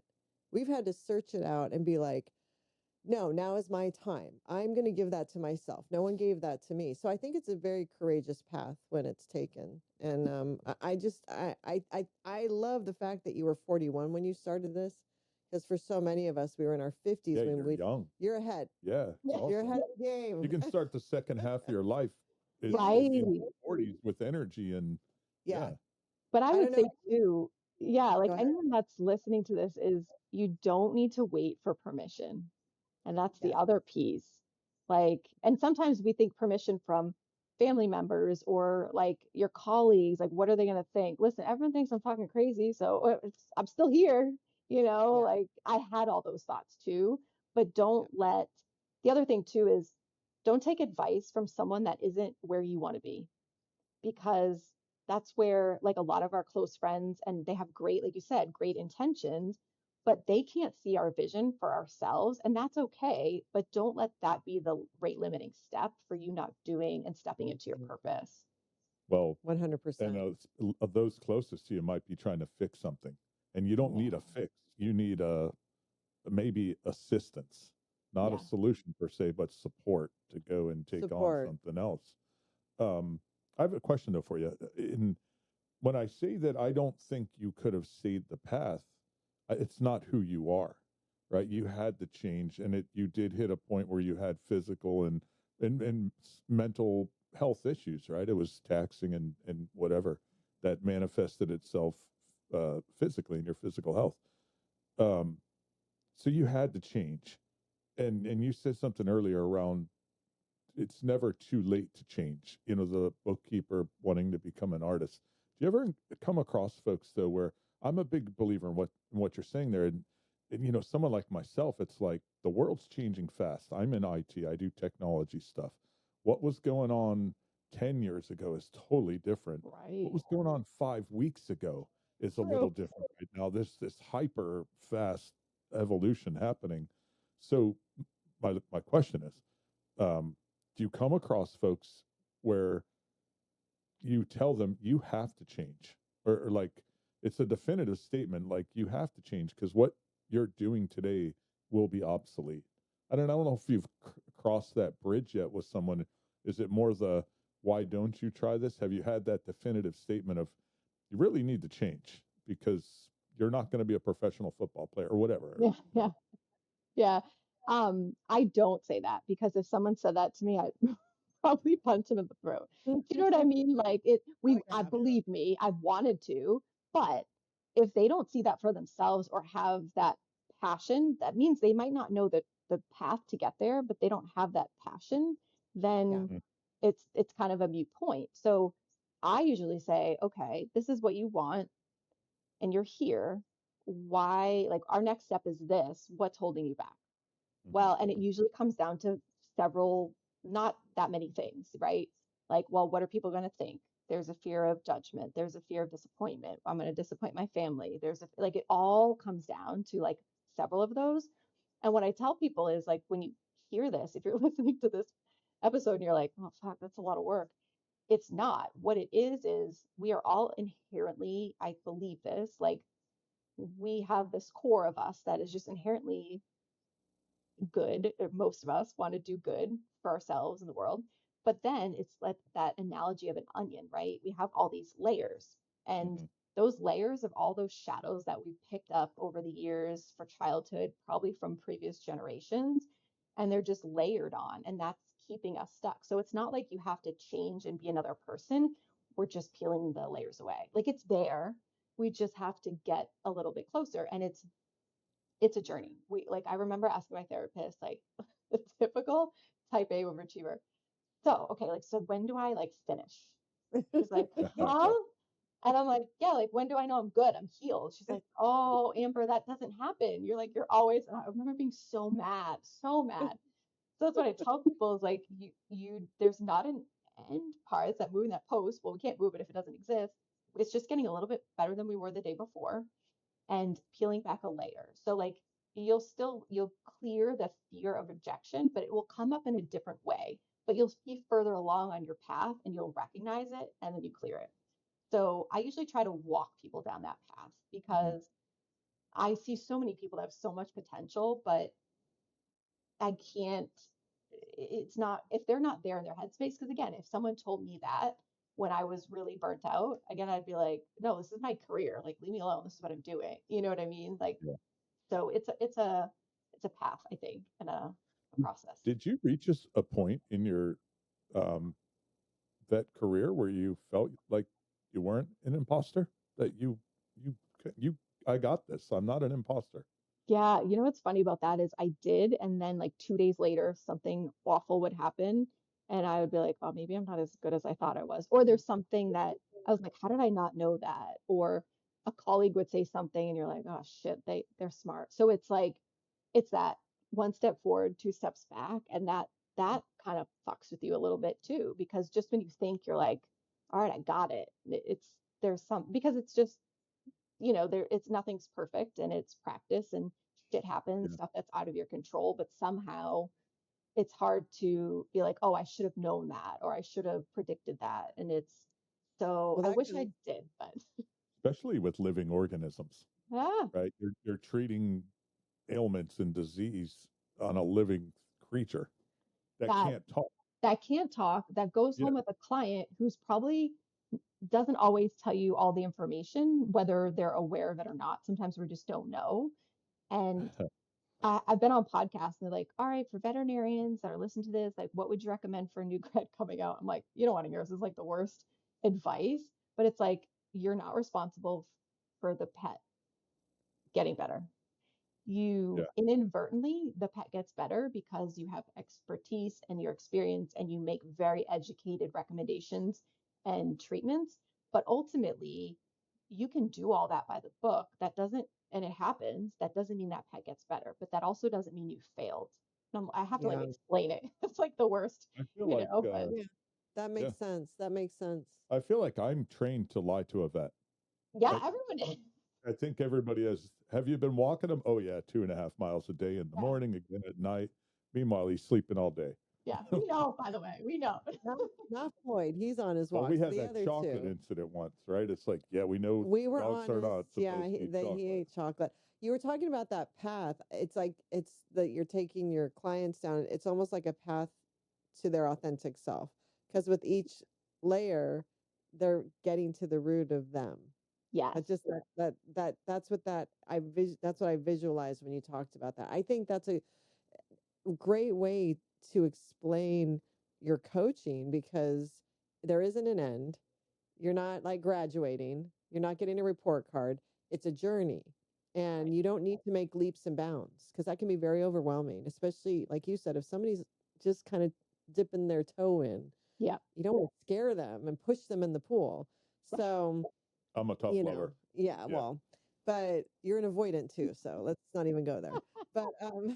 so like you're every time a little bit of layers taken off, that's a victory, and you're Mhm. getting to know yourself even closer to knowing who you are. And for women, I think that's huge because no Yeah. one's ever taken the time to even be curious. We don't even know to be curious about what's under our layers because no one's ever made us feel that our layer getting there is important. Well, yeah, and it's always like you're broken, so fix yourself. And that's like we were like, okay, like I said, when am I fixed? And so Yeah. that's why I like to bring people along the path. I don't want to be behind you pushing you. I don't want to be in front of you dragging you. I'm next to you because I've been there. Now, Yeah. what is coming up for you? And that's really having someone that's gone through that. And that's where like for myself, having like my therapist was great, but she hadn't been burnt out and she's never been a veterinarian, like she Yeah. had a lot of accolades and worked really hard, but it was just different. Because I remember talked about boundaries and she's like, Amber, you just, you need to step away for lunch and 30, 45 minutes. And I'm like, okay, I'm working the ER and I'm the only doctor there. I can't Yeah. leave the building. I'm not going to go out to lunch for 40, you know, like it was, and so when I talk to people, I'm like, I like to do like actionable things that you can do in real life. Like what, Yeah. whether you're in vet med or not, like what is feasible, Yeah. but it's that persistence. There's a book, The Compound Effect, if you've ever heard of it. And it talks about how little bit on a consistent basis will take you leaps and bounds further than, you know, it's kind of like going to the gym, right? Like if you Yep. go and you work out, like, all right, I did like, you know, went to the gym 5 times this month or 10 times this month, and now I'm sore, like, what's going on? Then I give up. But if you went Yeah. a little bit every time, it's like compound interest. That's the best way. You know, we all know what that is. And we see there that's a good thing, it's a benefit. So it's looking at it through that lens too, which sometimes is hard for like overachievers. We're like, no, no, no, like I worked with a fitness coach and I was on the phone with her and she's like, what can you commit to? I'm like, 4 times a week, I'll be there. She's like, okay, let's start like 2, you know, like, because I was Yeah. gonna fail at that. And she knew that. I Hmm. didn't know that. So it's slow, steady, consistent is will take you so much further than trying to do it all and then burning out. Being totally present in the process and Yeah. not being ahead to try to get to the end, but be present. Have you had, is there anyone, a client you can think of where you went through the process and they did have the shift and it changed the way they Yeah. looked at their job or life or anything? Yeah, I had a client, she was in clinical practice and then she got burnt out and she went into academia as a veterinarian, just like I went to relief work being like, this will be the solution, right? And I found her when she was in academia and she's like, oh my God, it's the same shit. Like it's not clients, it's my coworkers and going through that whole thing. And so we worked together and she killed it. She like was setting boundaries. She had an assistant that wasn't doing shit and they didn't, you know, there was like she wasn't really in control of what that was, but I'm like, well, what's her job description, like let's set that, you know, like try to give her real actionable stuff. It isn't like the froofy stuff we want to, you know, think about. It's Yeah. like, what the fuck can you do at work tomorrow? Yeah. So Yeah. she actually went back into clinical practice after we worked together, and that Wow. was Oh, cool. huge. Yeah. That's cool. That's Yeah. huge. Did Have she you, call you and be like, "Hey, thank you so much. I'm going Yeah. back." Yeah, we did. Yeah, because I helped her through that process too. Because she's like, well, now I'm putting my notice in, but now I'm interviewing. Now I'm scared because I yeah, don't want to end up the same thing. I'm like, well, you already know like what Mhm. was important to you and what you're looking for. But I did. So when I was a medical director and I helped my boss at the time with those other practices, we did a lot of hiring and firing, but hiring and working with contracts. So I have that as well. So I kind of helped her navigate through that too. So yeah, it was awesome. It was really that cool. is awesome. That is Have cool. you thought about because you'd be so good with people that work under pressure, like you were saying, the ER vet. Have you thought about really focusing on ER nurses, doctors, that paramedics, first responders, cops, all that? Have you thought about kind of getting more focused on because that Yeah. is very similar to what you were doing. Yeah, I'll be honest, I would love to coach any one of those people. Like I'm totally open to that. Like if someone's Yeah. listening, I my marketing coach is like just for the sake of like getting your message out, you have to Yeah. focus at least on like social media for one, because if you're talking to everyone, you're talking to no one. Yeah. So my social media presence is more veterinary focused, but Mm. it is kind of all the same in the sense of like how we're wired, what Hmm. is stressful for us. So if anyone's listening, I would love to work with someone. Totally, we can have a conversation of what that looks like because my coach said the same thing. She's like, you're like every entrepreneur. You're like have 20 ideas before breakfast and you're trying to do them all at the same time. She's like, but that's great, but you'll get nowhere. So let me help you. Yeah. Yeah. So that's Yeah. why. I could, I could see you working with executives, C-suite folks Yes. that are just burnt and smart, high achievers, type A, think a lot of subconsciously, but are just in a rut, burnt Yes. out. Yeah. And it happens a That's lot. your niche, right? The burnt out person is your niche. Yep. Yeah. Stress and burnout. Yeah. No one's got that, right? Stress and burnout. I do have to ask because I'm sure you've been asked a gazillion times about your saddest cases. So I'm not going to ask you about your saddest case. But what would you say one of your happiest cases was when you were a vet? When you Wow. were a vet? Yeah, there was Not a well, this is sad and happy. Can I have you one? okay. There was a dog. Of course, it was like a pity mix. So my favorite came into the ER and it was young. It was like 2 or 3, and he was just really down and lethargic. And I'm like, this isn't good. I lift up his gums and he's like white as a sheet. And I'm like, okay, he's bleeding somewhere. You have to kind of think of like his age and whatever. So I examine him, I put the ultrasound. He's got a huge splenic mass and he's bleeding internally. And I'm like, this is, if he's 14, that might be a different conversation. But there's actually new research out now. I actually don't know the latest statistic, but half of those historically are cancerous, or 2/3 of them are cancerous. And so I'm like, well, it's a 3-year-old dog. That's kind of weird. Like we see 8-year-olds that have the benign stuff that grows, but I don't know. So we had a long discussion. Again, never met these people. Hi, I'm going to do surgery on your dog. So Yeah. I'm on the floor with that, just trying to connect with these people. And they're like, all right, let's do it. Like, we're ready for surgery. Let's do it. I'm like, okay. So meanwhile, I'm like, it's been a while since I've done this, right? Mhm. So I got a couple books out. My texts are fabulous. So we go in there, I take out the spleen, and he obviously was losing blood, but it's in his abdomen. It's not in his blood vessels where it should be. So we'd given him blood, but we were running out. So I auto transfused. So while I was in surgery, I actually sucked the blood out of his belly and we run it through a filter. Now, that blood doesn't have clotting factors. So it doesn't help with clotting, but it's volume. You want volume in the blood vessels because that keeps your blood pressure up.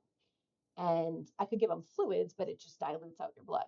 So my fabulous technician, I'm like trying to do math in my head, do the surgery, and that's why I'm like, what the fuck am I doing in life? Like, how am I get to this point in my life? You know what I mean? Like you're stressed, but it's cool, but you're freaking out. Yeah, And yeah. so we took the spleen out, and he lived. He did great, except we sent the spleen out, and it was cancerous. Oh, So Uh, they ended up euthanizing. But it was oh, yeah, so it was sad, but I was like, okay, would I do that again? Like, I didn't know, right? The owners didn't know. If yeah. I knew it was cancer, that would be a different conversation. But given what I knew at the time, that's the biggest way to know. Like we always have hindsight is 2020 and we always second guess ourselves, but I'm like, you can't make the decision now with the information you have now. Go yeah, back to where you were. And I was like, I would have made the same recommendations. I would have done the same thing. So, but at least they got, yeah, he went through surgery and they spent the money, but they got a few days with him at least. And they were thankful for that. So Yeah. that one And it's always almost, sticks in my head. you had to do that because you couldn't have said, I think you should put your 3-year-old, you couldn't have lived with yourself because you would have been wondering, could he have Right. been saved? You Right. had to do it. well, I think the So, salient point you're making there is you make the best decision you can with the information you have available, and you don't look back. Yeah. And that's part of making big decisions in life and in business and in veterinary in medicine. yeah, Just but being a it's vet. it's hard though when you're dealing with puppies. I know. I know. Well, then, like owners come back. I mean, they were understanding, but owners come back and are like, they're upset. And I'm like, well, we know information now that we didn't have Yeah, yeah, then. But I yeah, also, that's what I coach some doctors through is like, hold on. It's very easy to get on Yeah. yourself and be like, why didn't I know this? Or why, you can use that in almost any case that you see, but that's not apples to apples. We're not comparing the same thing. You're doing good work. You're giving medicine to those vets that are burnt out. You're yeah. giving them a different type of medicine. In fact, Yeah. you're treating the vets now, not the Yeah. fur babies. Well, But it's it like, ultimately trends into better healthcare for the pets, Yeah, yeah. the yeah, yeah, animals. Yeah, And that's yeah. exactly, I had a little bit of having that identity crisis. I then was like, well, I love pets. That's why I got into this. Like, that's my love. But I was like, wait a minute, I am helping them because if we get more people that are comfortable and thrive in this profession, then we can help more pets. And I had to come to that realization. And I'm like, okay, I can do that. That works for me. 100%. Because like we talked about before, they need to connect with the owner, in order for the pet to be helped. It's all works together and it is psychological. And if they're burnt out and have nothing left in the tank and are full of resentment for all these different reasons, eventually that comes out to the owners and then you Right. lose business. So and that doesn't help the pet. Right. Pet still needs help, which Right. that's the end goal for everybody. So no, I think it's amazing that you've taken, so in a way, you're still kind of on the vet med journey. Yeah, totally. Yeah. And like you said before, you needed to do that to get where you are now. You wouldn't be able to serve the way you are now if you didn't go through it. And you can talk the talk because you walk the walk. And like you said, when you're with your therapist, it's not like she's been in veterinary medicine. She's saying go out and have lunch for 45 minutes. But when you're helping other vets, other doctors, they can trust you because you lived it. So, Yeah. and trust is so huge too. So then they're more apt to listen to you because they know you've been there where Right. where they are now. That's huge. Yeah. I think That's trust is everything. Yeah.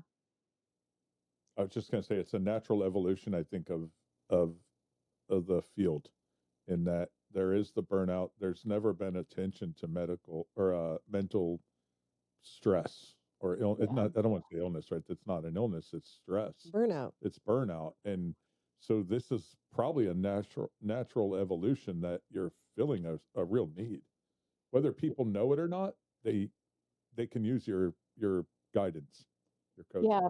Veterinarians, women veterinarians, have 3 to 4 times higher suicide rate than the average public, Jeez. more than MDs, even dentists. We always hear about dentists. And actually, I just read a statistic the other day. Male technicians, veterinary technicians, are 5 times more likely to, and it's the culmination of like everything we've talked about. It's the raging debt, but your return on investment wasn't that great. Like you're not making 400 grand a year. And then you maybe work for corporate and you're stressed Yeah. because now you can't help this pet because corporate wants you to do X, Y, and Z. And and truthfully, we euthanize pets and we see it as a very peaceful passing most of the time. And so access to some of those drugs being much more accessible makes, like, it's kind of I won't say perfect, it's not perfect obviously, but it's a perfect storm of things coming together. And that's You're right. Yeah, I hadn't thought huge. about that. that makes sense. And then Access. also the natural stress of you do lose you do lose Right. patients. There are sad situations that the normal general public does not have to see that would tear all of us to pieces to see it once in our life. But Yeah. vets are seeing stuff. It's like ER docs that are seeing stuff that, so that goes into play too. Oh yeah. And And ER is the worst. Like I did that for 5 years, and stabbings, shootings, alligator attacks, um, dog fights. It like those catastrophic things, boating accidents. I won't even go into what that looked like. And yeah, and you compartmentalize. We were talking about that. You can do it to a certain degree, and I know I did. But then like you come home and you like really start thinking about it, and you're like, that was fucked up, like that. And then you just, yeah, it's the compassion fatigue fits into that too. compassion fatigue, that's what I mean. And also I'm sure it affects personal relationships, right? Because if you've compartmentalized enough, it's hard to remember how to open back up again to someone and be vulnerable because you're like, Yeah. no, I do this. I Right. don't know how to do that anymore. I'm shut down.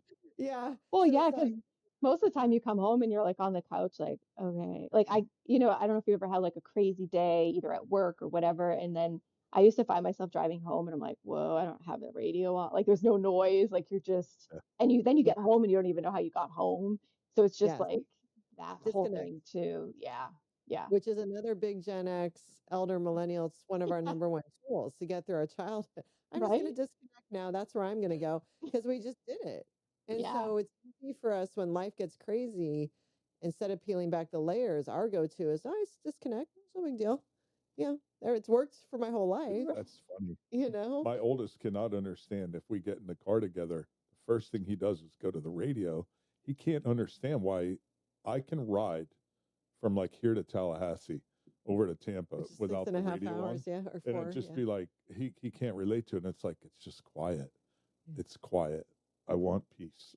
I That's Yeah. Yeah, I'm like that. I was not always like that. Like I was always the person that had to have a TV on or do something, and now I'm like but truthfully, some people don't want to be with their thoughts and what is going Yeah. on, and we don't realize that when we do it. We're like, oh, that's kind of boring, but it's like I think now with the as much personal development that I do, I go down that rabbit hole and I start like analyzing my thoughts. But if you're not equipped with that, it could feel really uncomfortable or you're not used to it, right? Like nowadays, everything is noise. Our phones, our TV, that like there's never not noise. And that I think Yeah. makes it harder too.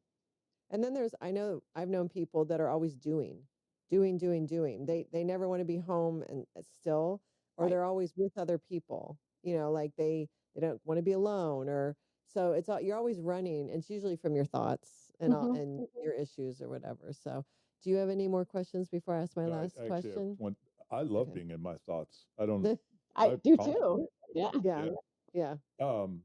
Have you one book recommendation? Carl Jung, Modern Man in Search of a Soul. Have you ever read that? Or if I not, it's haven't. worth checking out. Yeah, I heard it's good. I have heard that, but that's one I haven't. I've got a running list though, so I'm going to put that on the I'm list of sure. books. Yeah, we do too. Actually, it's Yeah, we slowly do. growing. Well, and as guests give recommendations, we add that and Yeah. we're like, we're gonna Yeah. read that and then we'd like to talk about it. So I'm glad you recommended some books because I'm gonna add it to our list. Yeah, So it'll be I don't great. think I have any questions. I find your journey, like she was saying earlier, really fascinating and remarkable. Kudos to you for being so young, figuring this out, and then pivoting to really providing a service back to other people. And it's just really cool. I wish you the best of luck with it all. I think it's awesome. I hopefully people are watching and that this resonates with and reaches out to you. Yeah. It's really cool. Thank you. Thank you so much for that. That means a lot and I appreciate that and love being a guest too. I love this chat. oh yeah, it's been Yeah, great. I think I look at what you're doing as a pioneer. This is revolutionary. And yeah. I think especially for the in the vet med field, this could be the beginning of a resource that's needed all over the country, and kind of like you talked about social workers and all that, but this particular stress and burnout specialty coaching applied to the vet med world, I could see it growing, and you're the forefront of it. So Yeah, I hope so. congratulations Thank on you. that. And I view it as an expansion of your vet career. Yeah, totally. Yes. 100%. So, anyone who's giving you crap about this, they're not seeing the big picture here. It's all connected. Right. It's all connected. So, my last question is always, where do you see yourself in 5 years? Oh, I love this. Well, just what you were saying, part of my dream would also be to now teach this in veterinary school. Like we're kicking these poor souls out into the world, and there's that pretty glossy kind of the corporate type stuff of self-care and work-life balance. Like, but what are we're giving them real tools. And so I would love for that to be a mainstay in every veterinary school and have that be a very standardized curriculum too, because it does vary from school to school. And I think speaking, writing books, writing social media content, and just getting that awareness out there, and not just in the veterinary community, but I would hope like on a larger platform would be my ideal. Love Yeah, that. I think you're on your way. And when you get that book done, if you'd like to come on to promote it, we would love to have you back. Yeah. Oh, all right. Now I got to get it done. Yes. Wait, you're not done yet? Come on. I know. Wait, It's not like you haven't been doing anything for the last 20 years. you I've got to been get it together. I know. I'm doing like 20 things at once before breakfast. That's usually, Of yeah. course, of course. So, but yeah, you're always welcome back. So you just let us Oh, know. thank And you. I think it's a great premise, the idea for the book. It's great. I think that people would love that. So, and you probably have so many stories and so much to share. Mhm. So, but for our listeners, we will put Dr. Amber Park's information in the show notes. So if you want to reach her, everything will be in the show notes. You can also leave any questions, comments on social media. We will make sure she sees it and gets back to you. Again, thank you so much for being a guest. We loved having you.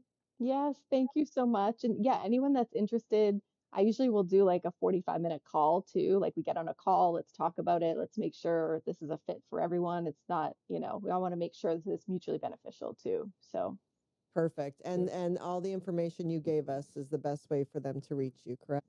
Okay. Excellent. And as always, if you have any questions for Brian and I, we will get back to you. Thank you for listening, and we will see you next time. Bye.